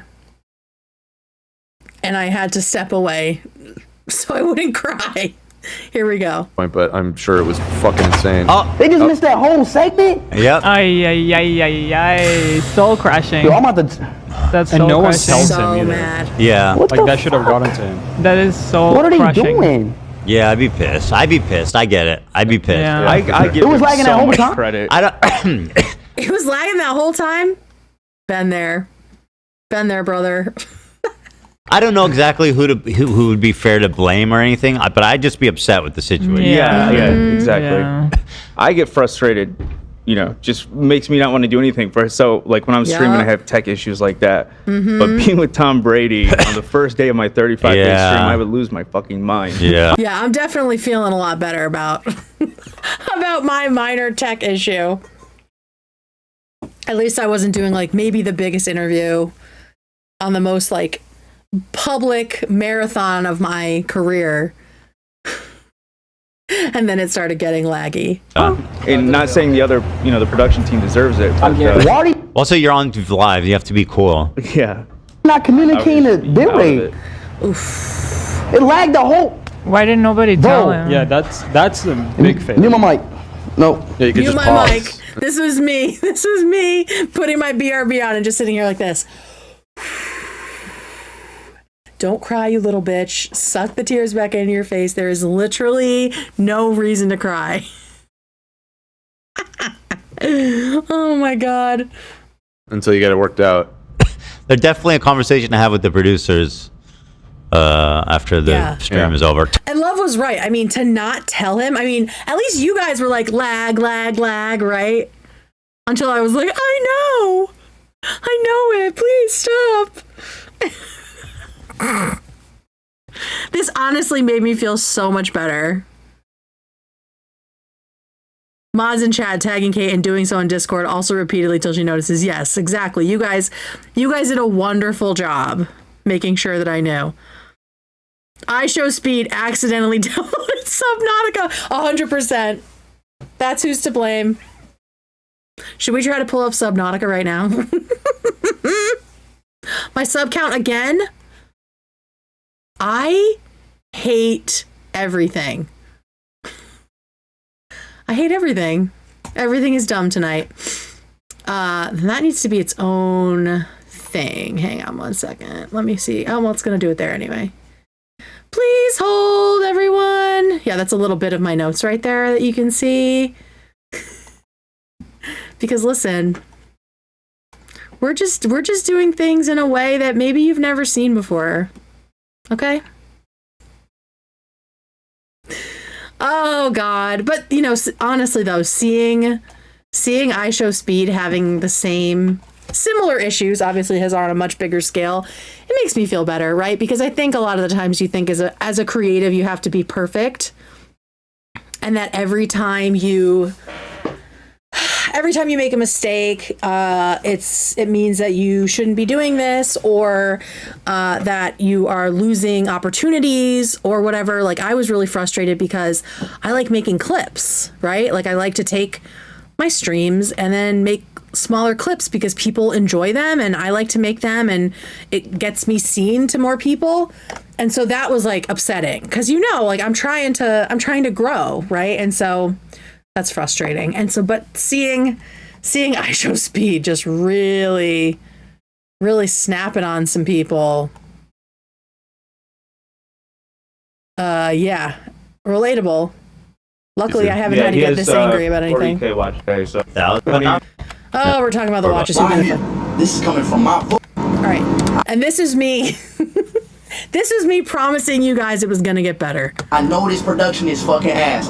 Wallahi, this is coming from my vocal. What the fuck? Wallahi. This is coming from me. This shit will get fixed. I swear to God. They don't understand. This is me. This is me in the chat with my mods, and then with Deej separately. I promise you, this shit will get fixed, bro. Double audio. Are you serious? How? Literally how? I promise you, bro, this is going to get fixed. Yeah. I promise y'all, chat. Listen to me. This will get fixed.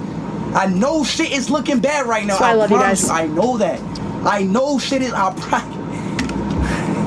I know shit. I know. Y'all don't gotta say L production. I know shit looking bad. I know. Don't ever say L production to me. I will walk into the ocean on camera and I will say it's all of your faults. Don't ever say L production to me. But I promise you this shit will get fixed, bro. It's day one. I swear to God, bro. It's day one. We still got 35 days, bro. Politician, like a president. It's really fucked, but I promise you I'm gonna fix it. Well, he's got the presidential outfit on too. So listen, iShowSpeed, I mean, he's at the top, so it's hard, right? There's not really anywhere to go but further up. But then if things mess up, I think there's a lot of people that kind of celebrate it, right? They kind of celebrate your downfall. L production. Listen! I hate y'all.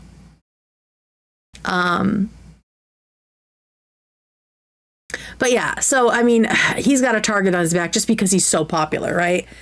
And I'm sure that things will get worked out. And I would say I empathize, I sympathize with him, right? Because we're clearly on the same level, with the same success and the same, you know, crazy production stuff that you just can't control sometimes, right? I think for the most part, people are actually trying to be helpful, but probably doesn't feel that way. Oh, to me, I know. For me, absolutely. Everyone is just trying to be helpful, for sure. I was not like upset with people. I was frustrated with the technology and that it was like going to ruin my life. I was also, you know, premenstrual and perimenopausal, you know? A couple of things. Can you two? Don't make me get the hose. Hey, I have one cat that's like very vocal when they fight, and it makes me feel like he's like getting abused, but they're not hurting each other. But I am going to throw this sock at them if I hear it again. I can't show you. They're over in a corner. Can y'all take a break from each other? Unfazed. Yeah, that's them right now. Playing in our closet room that we have. People keep saying I'm too young to be perimenopausal. No, I'm not. Perimenopause can last for like 5 to 10 years. I'm almost 40. Okay. All right. Let's talk about unknown number.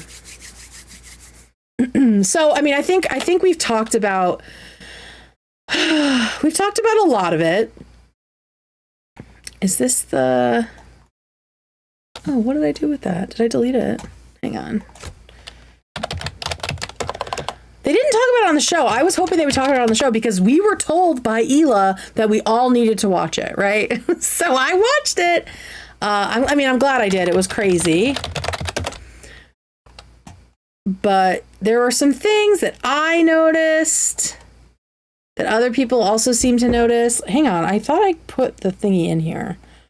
I want to talk about the body cam footage of when Kendra got arrested. Also, this documentary was being made at the same time that this huge article was written in The Cut, and I paid for a trial membership to download the article so we can talk about it.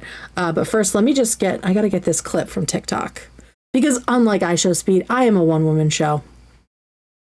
I don't know if that shows at all. Okay, there it is.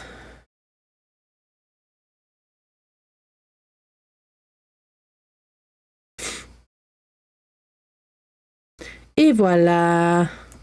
Go, go, go. The body footage was unbelievable. Yeah, like when she's like cradling her daughter, who like still didn't seem like she fully understood what was going on, right? That was wild, man. That was fucking wild.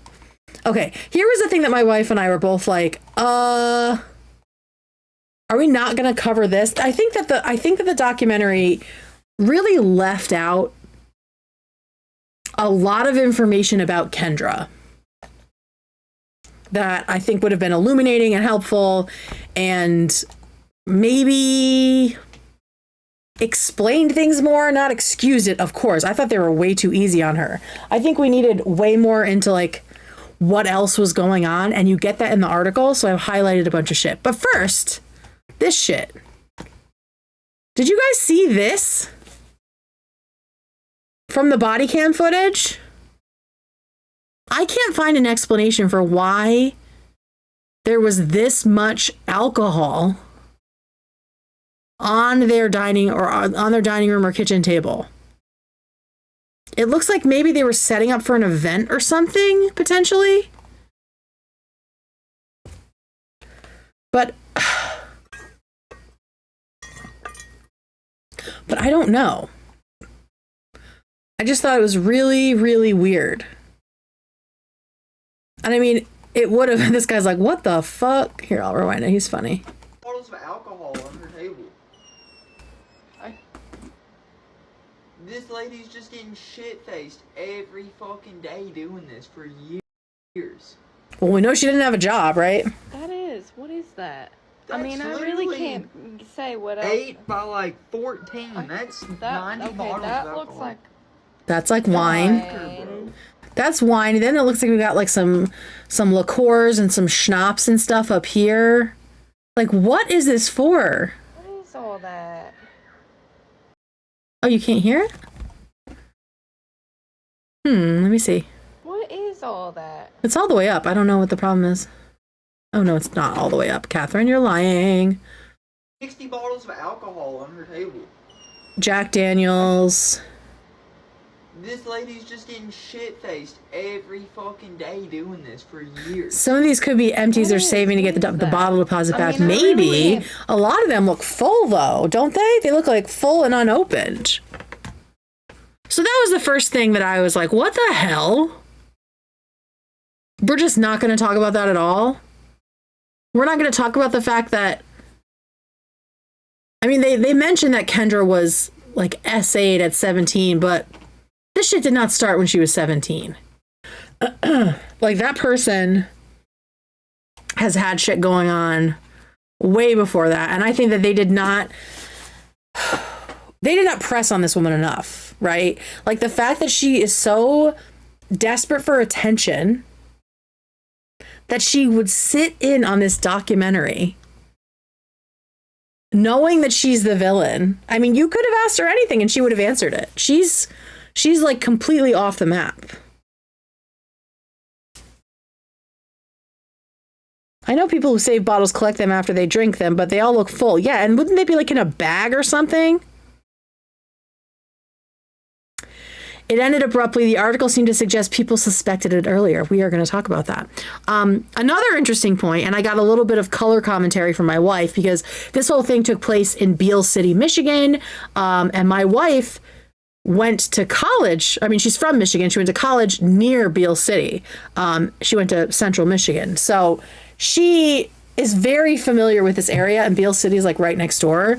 And there's this point where Kendra's argument for why she, I don't even know what context in which she was saying this, but she was like, I just happened to get caught for doing something everybody does, like driving drunk. Kendra, you also just admitted to driving drunk. But she was like, everybody drives drunk and then sometimes you get caught for it. And that's what happened to me. Yeah, Michigan mention. But Liz was like, everybody in Beale City drives drunk. She's like, it is like an alcoholic town. Because there's like nobody that lives there. You can't get anywhere. And like the only reason to go to Beale City is to drink at one of the pubs. And then so to get home, you're not taking an Uber. You're hammered and you're driving yourself home. And she called her sister and talked about it. And her sister was the same way. She's like, yeah, it's like a way of life in Beale City. Like everybody knows that Beale City is like alcoholic central and drunk driving central. It's so dangerous. And the fact that she like waved that off like stealing a lipstick from Walmart, right? Everybody does it. It's just like drunk driving. The two things you're comparing are both really fucking terrible. Sexually harassing your daughter and his girlfriend, your daughter and her boyfriend for years, and also driving drunk. Like someone needs. I bet she's got a DUI in her past as well. And then she mentions a thing where she was talking about why she thinks this happened, and she said, you know, that as she got older and as her daughter got older, like her trauma surfaced. When in my opinion, she was upset because her daughter was getting too old to control. Right? Like her daughter was outgrowing her. And this is like classic Munchausen, right? Like trying to keep your daughter, your child, like as a baby. Incapacitated, helpless, needing you, right? So these parents get like activated when their children grow up. Like I remember a therapist telling me that parents who have some sort of a cluster B personality disorder, like borderline or histrionic, which I think she definitely has histrionic personality disorder. They will get upset and angry at their child when they outgrow certain diapers, when they start walking, because they're like physically walking away from their parent. So yeah, I don't think this was necessarily about Kendra's trauma as much as it was about her severely undertreated mental illness. Did anyone else think that when she got to the point she was talking about controlling her outcome as in killing her? Yeah, because she's like, I didn't want that to happen to my daughter. Like the essay when she was 17, I was like, and you were telling her to kill herself. So controlling the outcome meant her dying before she turned 17.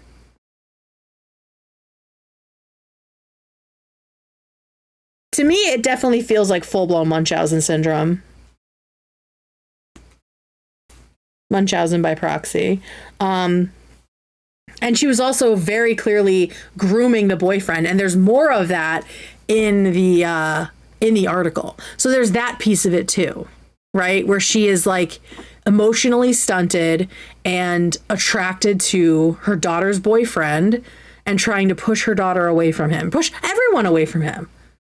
So maybe he'll notice her. Like so fucked up. Extremely Mary Kay Letourneau vibes. And I mean, this whole thing is just a look into how much pain one severely mentally ill person, like one malignantly mentally ill person, can inflict on like an entire system. Right? Think of all the people, all the kids she's traumatized, all the parents that she's traumatized, all the trust that she's broken, all the people that just feel violated by her. One person. Unbelievable. Child medical abuse. Ooh. But this isn't medical. Right? Adam McIntyre, we're talking about you, girl. Yeah. All right. So let's look at the article. So what I read through the article and I just highlighted pieces that might be of interest that basically give us more color into Kendra, because like I said, a lot was left out, and there's tons more in this article. If you want to read it, you should go and get it from The Cut. But I will just show you some of the highlighted stuff that I found interesting as I was prepping for the show. So there's a lot of stuff like the lead up. Okay, so at a preliminary meeting with the sheriff's department many weeks prior, a detective had asked Jill if she feared that her son's mental state was bad enough that he might harm himself. She had watched Owen withering, talking back at home, looking miserable, pulling from a reserve of anger on the basketball court that she didn't recognize. But harm himself? Thankfully not. That much we saw, right? We saw this piece in the documentary. They left this out. And what about Ashley? Kendra didn't speak. They're calling Lauren Ashley in this article. They left her as a pseudonym. So anytime it says Ashley, they're talking about Lauren. What about Ashley? Kendra didn't speak. Jill recalls answering for her. So this is Owen's mom answering for Kendra. And she said, the answer is yes, Kendra. We are afraid Ashley could hurt herself. So everybody in the room, except for Lauren's mom, was concerned that Lauren was going to be pushed over the edge by these text messages, which were very obviously targeting Lauren more than Owen, right? Back in the principal's office, the sheriff said he'd start investigating, and the parents left the campus with renewed hope. Blah, blah, blah. Okay.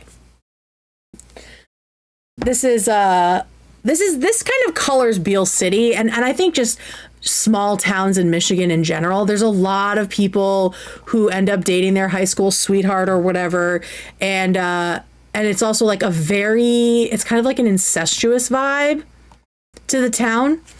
Owen's parents, Dave and Jill McKinney, had also started dating in 7th grade, just like Lauren and Owen, right? And then everyone kind of looks like they're like, oh, you guys are going to be just like your parents. Like, you're supposed to, from what I know of Michigan, having married into a family from Michigan, with people that like live in a pretty small town, you're supposed to grow up and essentially do what your parents did. Like, that is the goal, right? You're supposed to follow in their footsteps, do what they want, do what the town wants, what the culture wants. Like, you're not really supposed to break the mold.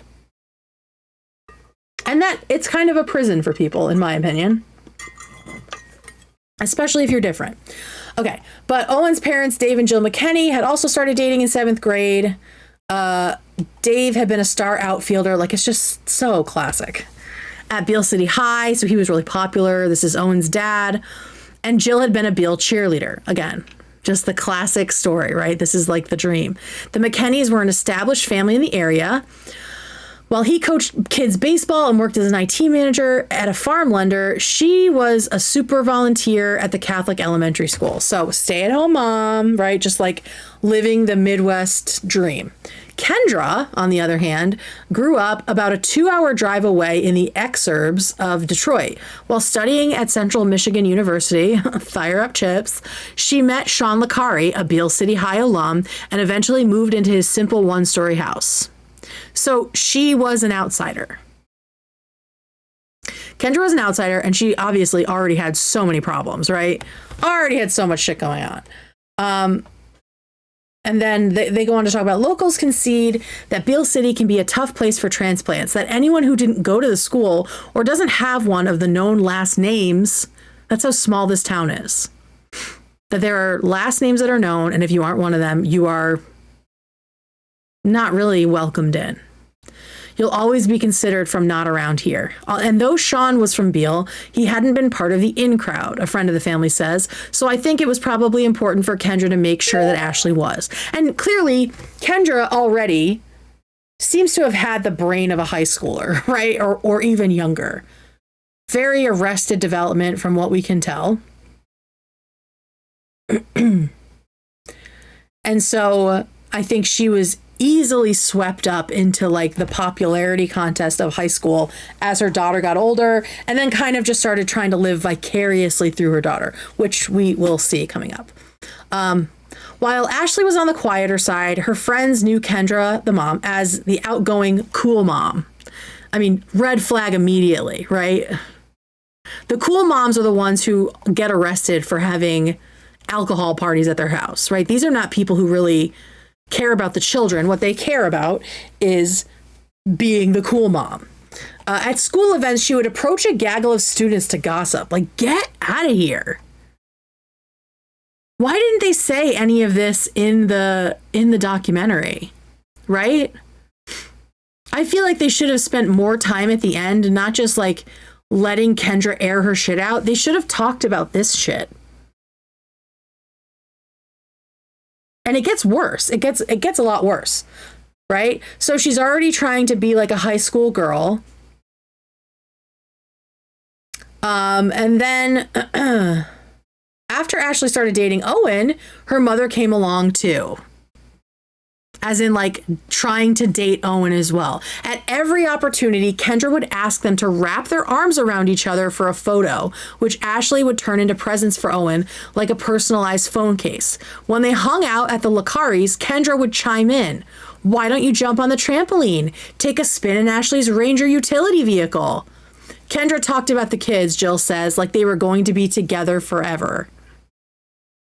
Once, Paige Ancliffe, who's a friend, saw Kendra take Ashley's phone and read her daughter's text with Owen. Then, as Ashley, pretending to be Lauren, Kendra typed out a reply to Owen, "I love you." Disgusting. Literally trying to date Owen. Hi, Tara. What movie did you see? Okay. Here, it gets worse. In 8th grade, Kendra signed up to coach Owen's track team. Lauren did not do track. Becoming, he says, like a second mom. A regular spectator at Owen's matches, she drove Ashley 3 hours across Michigan to watch one of his championship games. Literally just stuck in high school, this person. Thank you, Parker. They did not talk enough about this. Like, why didn't they talk about this? Once, Kendra even suggested turning Owen's tournament in Florida into a Lakari family vacation, to which Jill had to gently say no. She was literally going to basically create an excuse to go to Owen's tournament by saying it was their family vacation too.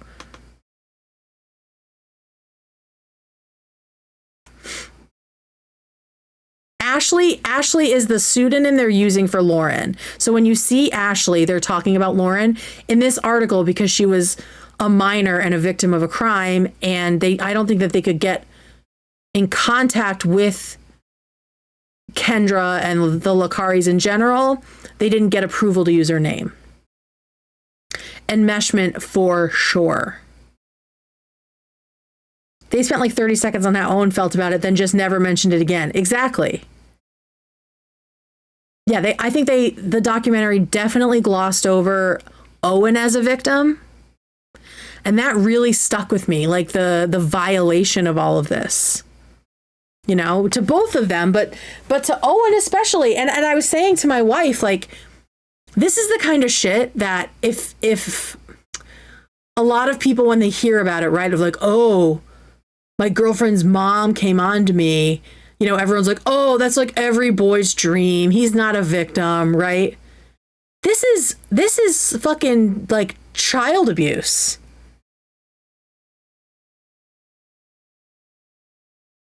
Yeah, this felt rushed to me. I think there should have been a whole piece when you found out that it was Kendra, where all of this unravels and you see all of this gross stuff, right?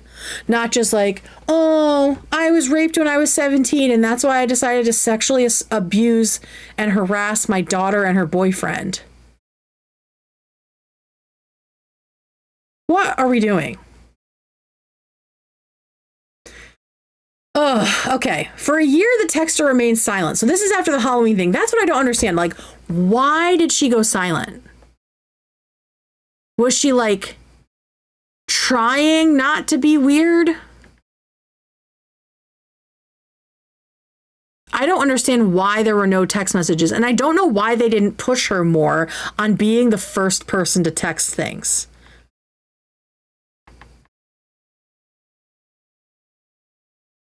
I still don't understand why they involved her in the beginning half of the doc, acting like she didn't know who it was. Well, I mean, that's just good for the story, right? Like, I didn't mind that because then you are kind of, you're put into the position that the parents were in, right? Where they think that they have this ally fighting side by side with them.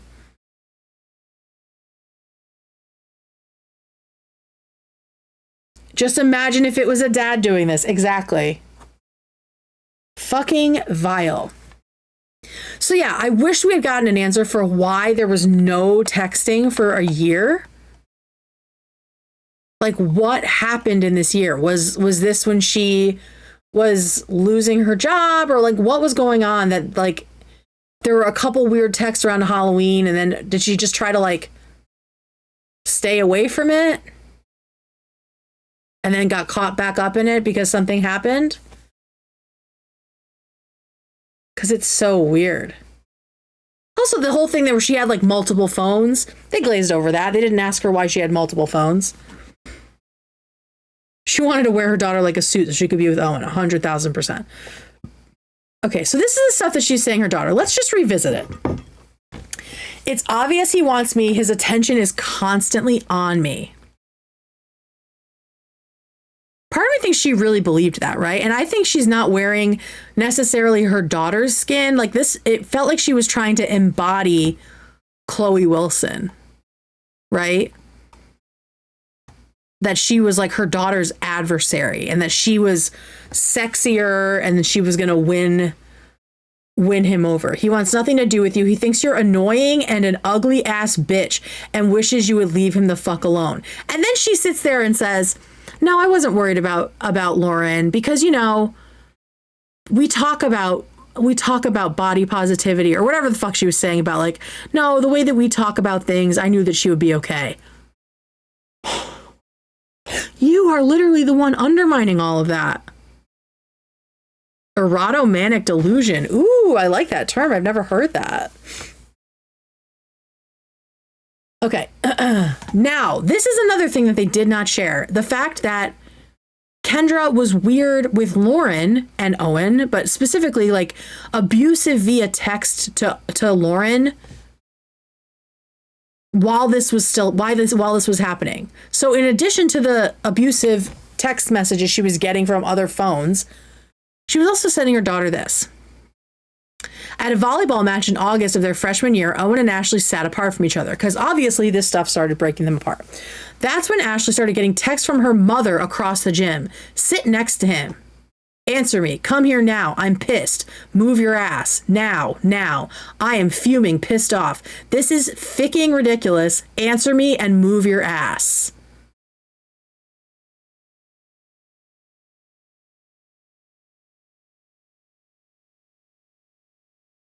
Now, if I were Lauren, and maybe Lauren isn't a smart girl, right? She might just not be intuitive. And also, if it's your mom, you don't want to believe the worst, right? But if I'm getting messages like this from my mom, that feels like it's a similar vibe, right? I wonder if she ever suspected that it was her mom, right? I think kids know more than they let on. Oh, playing the mean girl in school. Yeah, exactly. She maybe she was bullied and now she wants to be the bully. It's fucking insane, guys. And then she would switch to this. You're the definition of a perfect couple and will be the forever couple that gets married. Like, when I'm telling you, this is still a dream that is alive in the Midwest. This is still something that people shoot for. To marry your high school sweetheart. If I married my high school sweetheart, I would eat a gun. Okay? First of all, my first high school sweetheart became a full-blown, radical evangelical Christian. It was a guy. Imagine me married to that.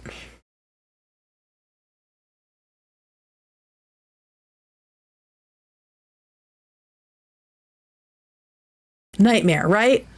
But in the Midwest, if your parents married their high school sweethearts, that's where all like the weird groomy straight people stuff is happening of like, oh, our little boy and girl, they're going to grow up and get married. They're already flirting with each other and they're 2 years old.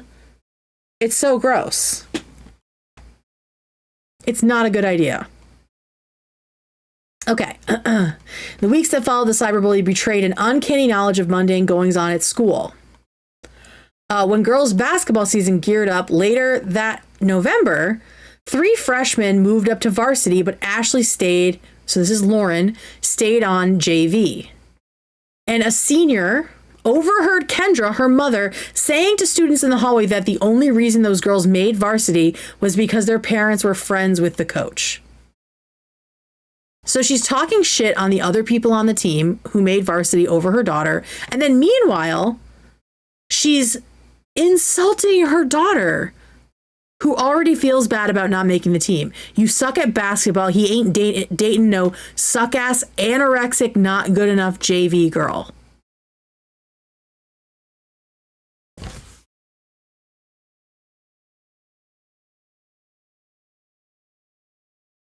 It's so hard to understand what this person's brain is doing, right? Because I think if you have a semi-typical brain that's not like rotted with this kind of personality disorder, it doesn't make sense, right? But for some reason, being mean to her daughter, like kicking her daughter when she's down, is like cathartic to her.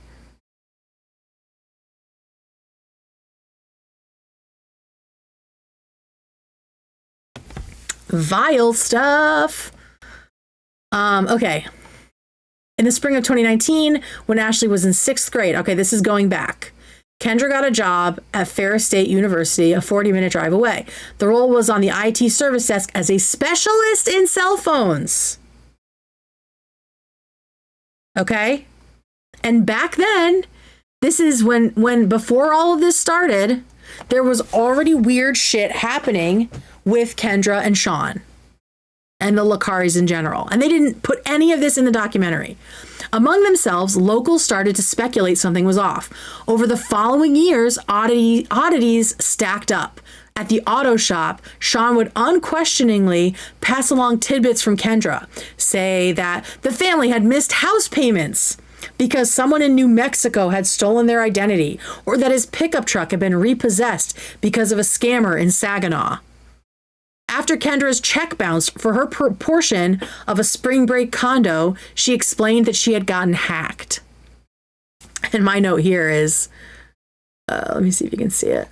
Where was the money going? So I don't know. I mean, it's unclear if she ever actually worked at Ferris. I mean, even this article doesn't seem to confirm that at all. So was she just super in debt, or was she because she didn't have a job and had to make different payments, or did she have some sort of a gambling problem or something else? Like, we don't get any of these questions answered.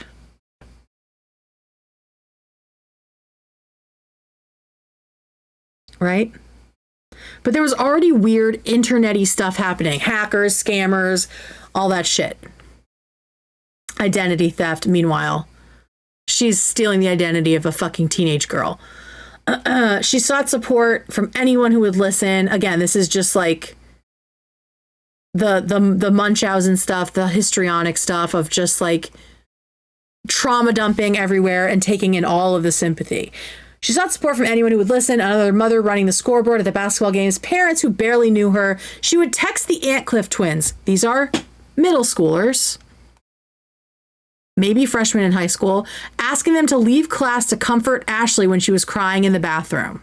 So she's just home texting with her daughter all day. Taylor, this is why cell phones in school are not a good idea. Because parents like Kendra want to keep 1000% 24/7 tabs on their kids, and they are texting them constantly and distracting them from school. This is a huge complaint that teachers today have.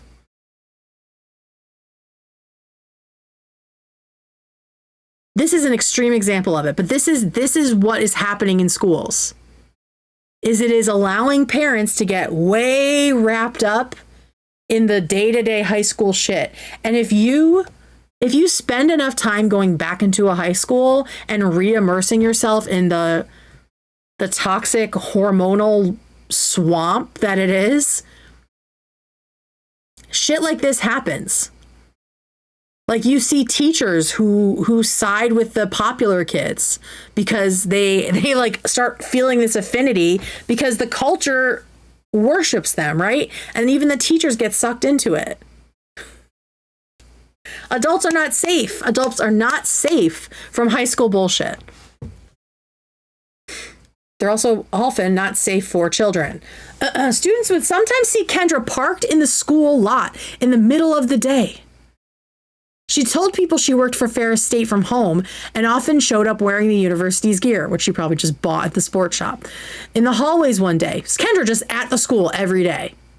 Kendra told Owen's younger sister, Macy, that the bully had insulted Ashley's shirt, so she was bringing a change of clothes. So she was using this bully facade to find excuses to be closer to Owen, to get into the school, to get sympathy from the children at the school. Unfortunately, adults very often still act like high schoolers. Yeah, there's been studies of teachers who either look the other way or side with the bullies, like the popular bullies, against the nerdy kids and won't step in because they don't want to be seen as not cool. 8 teachers from your high school? Holy shit. Gross. Another time, Kendra saw Natalie Antcliffe in the parking lot and confided that it had taken hours for Ashley to get dressed that morning, that she was anxious about her performance at games because she expected it to become fodder for bullying. Natalie gave Kendra a hug, assuring her that the culprit would eventually be caught. This grown-ass woman trying to get sympathy from children. What a fucking pathetic worm she is. All right, blah, blah, blah, blah, blah. Okay, so then we get to Craig, who is Chloe's dad, and he is a cop. So he's got a little bit of like discernment to him. And he says Craig wasn't officially on the case as a cop, but he wanted the truth fast, right? Because Chloe was being framed. He and Tammy had a hunch, added up. That weird texting in middle school about how Ashley wasn't invited to their Halloween party. Kendra's resentment of Chloe moving to varsity. So she was one of the girls that moved up to varsity. And then a trivial incident at a basketball tournament years earlier, when Tammy and another mother had searched for a sticky mat. I don't know what a sticky mat is. When Kendra stayed mum, only revealing she had stowed it in the equipment room after parents threatened to look at surveillance tape.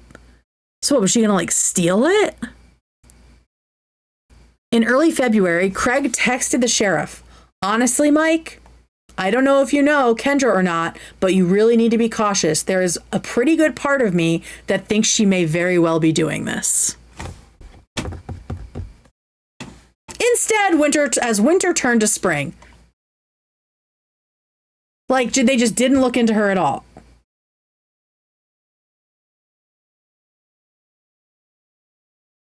Unfucking real. Was this okay? We got a couple more. Gradually, Jill, that's Owen's mom, was starting to pick up on strange signals from Kendra. Months after the breakup, Kendra kept prying into Owen's love interests, asking if he was dating Chloe. Again, the fixation on Chloe. Annoyed, Jill firmly told her that they'd talk only about the bully going forward. In early May, long after basketball season was over, Dave spotted Kendra's gray Explorer parked near the Catholic church half a block from school. Inside, Kendra was looking down at her lap. She glanced up at Dave and waved. Later that day, unprompted, Kendra brought it up to Jill on the phone. "Oh, I'm sure Dave thought it was funny seeing me in the parking lot," she remembers Kendra saying. "I drove to Beale to get gas and got a coffee, and I spilled it all over me, so I pulled in there to wipe it off." Jill sniffed a lie, but why? Because she was being fucking sketchy. Sitting near the school, just texting and bullying these kids all day. Okay, and then this is all the financial shit. There was a lot about the family's finances that Kendra had hidden. Her job, and none of this was in the documentary. Her job change in 2019 when Ashley was in 6th grade was in fact the result of Central Michigan University firing her for her performance. The new job at Ferris State had not come. Oh, thank you, Blanca. The new job at Ferris State had not come with the big wage bump she'd claimed, and collectors were filing suit in court for unpaid utility and insurance bills. Later that fall, when Owen asked Ashley out and the first texts arrived, the Lakaris' one-story house was foreclosed on. Okay, so there's also tons of financial stress happening that might have like triggered her need to like spew venom at people. Kendra told her family that she had sold it.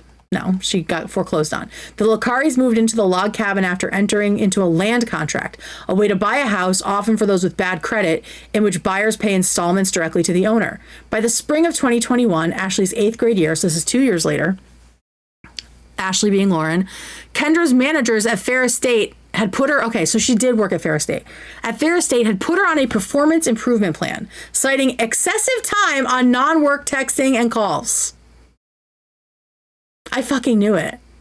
When we were watching it, I was like, that's why she got fired from Ferris. Absolutely why she got fired. She told them she was overwhelmed and stressed out from COVID and sports, and also, juggling multiple burner phones. She spent all that money on sticky mats. The August of Ashley's freshman year, falling short on her performance plan, Kendra quit. So she was going to get fired.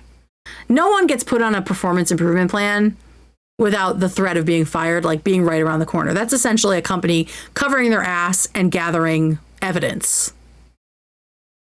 in general. Throughout that school year, as the text rained in at all hours because she's fucking unemployed, Kendra maintained she was working from home, feigning work calls when Sean was around. According to a family member, when he would ask Kendra about anything financial, she would change the subject to the cyberbully. Is anyone getting like snarker vibes from Kendra?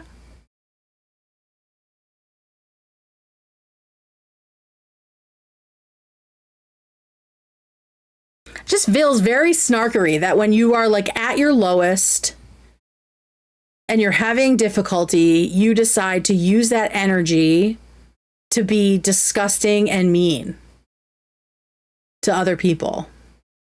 I think it's the same psychology. It's the same kind of person. Just a hopeless loser who is just like spewing bile to try to feel better. During Ashley's freshman fall, after a series of excuses from Kendra about PayPal and cashier's check hiccups, the cabin's owners started the eviction process. PayPal? You were paying for your fucking house with PayPal? So they got evicted from the cabin. In April 2022, just before the FBI-affiliated task force got involved, the court received a request from the Lakaris to delay getting evicted from their cabin. They were weathering unemployment, the letter said. We do not have any other place to go and are completely terrified of being homeless with our daughter. But Sean didn't know that she had gotten fired at this point, so she must have written the letter. The court evicted them that month. Kendra told her family that the house's foundation had cracked and they had to move out while it was lifted up for repairs. Like, all this house stuff was not included, but Sean mentions it in the body cam where he's like, this house and then this house, as he's like putting together the fact that like, oh, we got kicked out of both of those houses. Like, I wonder if he even knew. It's hard to say. Munchausen, they were talking about Munchausen. People think this is Munchausen, and that Munchausen experts think the digital variety will likely become the most common sort. And I mean, we've seen it, right? There have been other cases of parents bullying kids into near suicide or actually completed suicide. So, yeah, I feel like they left out a lot of shit about just how weird Kendra was outside of what was happening, right? Like, there was a lot going on that they didn't mention that would have been pretty interesting, I think. And That sucks. Like, they could have not done like another part. Just to show how weird Kendra was, and maybe talk more to Kendra's cousin, right? Because her cousin had some shit to say about her. Who munching up they housing? Sounds like Kendra handled all the money. Yeah, well, and that's a great way to evade anybody thinking that there's something going on, right? If you control the money, then no one else is seeing the bank statements. All right, let's end on one little funny thing. Because one of the girlies from the show, or from the movie documentary, as one of them said, went on TikTok to defend herself. It's Chloe. Okay, so here's Chloe talking about what happened, but what's the best part of this is the comments. Chloe, I'm one of the kids who got framed in The Unknown Number on Netflix that just came out today, and I was going to tell a little bit more of my story about it. Okay, so it started when we were like 7th, 8th grade, around there, and my mom has these like Halloween parties. Okay, no one cares. We know all this, right? But the comments are just fucking frying her. I know you threw them carrots. Because remember, Chloe and a couple of the other mean girls like threw carrots at Adriana, Owen's cousin. They are not getting away lightly. No one is thinking that Chloe's a victim here. Anyway, apologize to Adriana. This isn't about you. Anyways, justice for Adriana. It's giving want to be the main character so bad.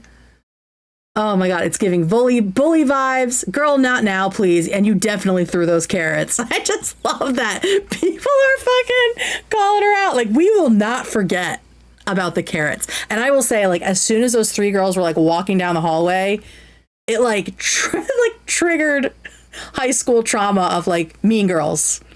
I was like, they definitely threw them carrots. So I love that. No sympathy for the town's bully. You are not a victim. Her parents seemed really shitty too.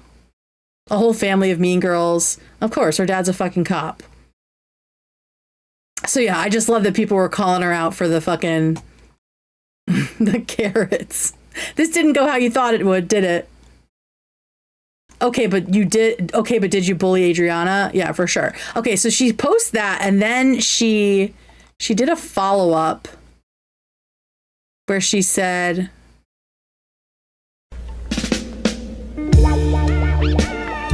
okay, hang on.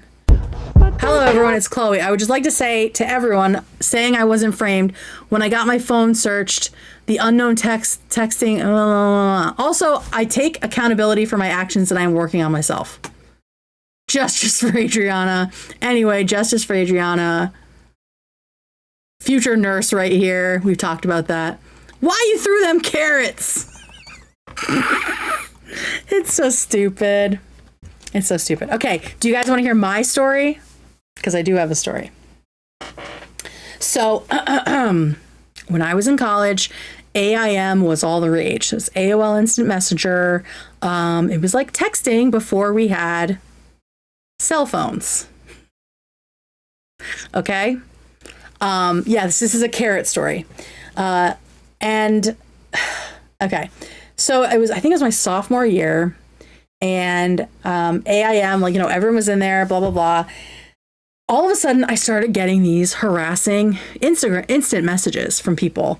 Someone I didn't know, calling me a whore, saying that I was ugly and fat and terrible, and that, I was a bad person, and I was like a cheater, and that I had been seen with someone else besides my girlfriend, and like just all this horrible shit. And it was like escalating to like, I know where you live, I'm gonna come get you, like scary shit. So I was like, holy shit, what the fuck is this? I don't know who this is, but it's really, really scary. And so like I showed it to my girlfriend. I was like, we need to go to the police. And she's like, yeah, we definitely do. And so we are getting my stuff together, and we get into, I think had we even made it out the door? I feel like we were at my dorm's door, and she was like, stop. No, we were outside the police station. She was like, stop. As I was about to get out of the car, and she was like, I was the one that sent those to you.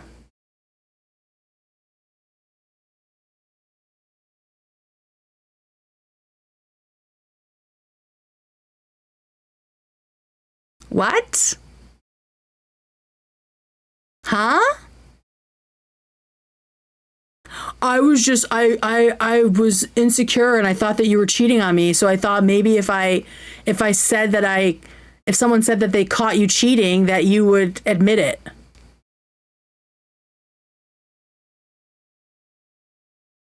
This went on for at least a week of just constant harassment. But you know what, guys? The craziest part at all is that I fucking married her.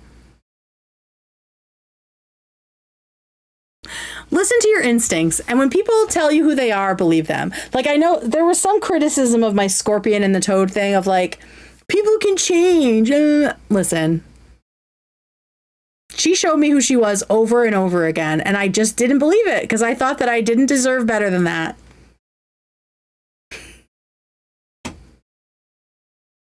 Imagine! I was so scared. She scared me. I thought that I was going to get attacked.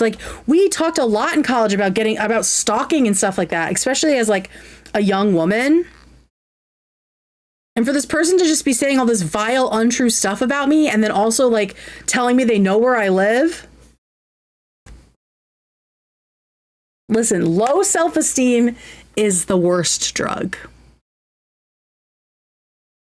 Because then she was like, I just don't want to lose you. I'm so insecure. I don't know why I did it. I'm so sorry. And then it's just, I feel so bad for her. I can rehabilitate her. Right? I was 20 years old. I didn't fucking know anything. I was so dumb. Might have even been 19. I was a baby. And that's just one of the many stories that you'll be able to hear. She's absolutely watching this. I guarantee it. I have evidence that she has been watching. I'll just say that.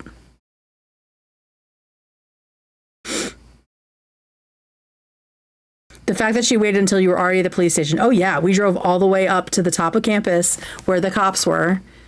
And I was about to get out. And she was like, wait. Poor baby Kate. So sad. That's horrible that she even is still checking on you. Girl, I have not spoken to her in 12 years. So that's the tip of the iceberg. And like I said, I have more horror stories that I've never shared before. But when we get to a place where there's a private member area, we can talk more about them and just use them as cautionary tales for you guys. Because I'm happy and I'm healthy now. Everything is good. So we're cool. But yeah, it was quite the wild ride of 8 years. And I have a lot of stories to tell. So make sure you subscribe, because when we hit 10K, the floodgates are open and she is going to flip a shit. I already know that. I dated a girl who threw herself down a flight of stairs at a train station because she thought I was going to break up with her and then claimed she had been attacked. Yep, that sounds right. That sounds accurate. Checks out. Yep. All right, y'all. Well, this was fun. This was a lovely Friday stream. It looked good the whole time, right? We weren't skipping or anything. We looked good. Was there laggy? Being a lesbian sounds insane. It is. Worth the orgasms? Yes, but it is insane. Oh, thank you, Jack. Yay. Let's get some more subscribers. Let's fucking go. All right, everyone. I will see y'all Sunday night. We'll talk about the new VODs if we get them. And yeah. See See you on the other side.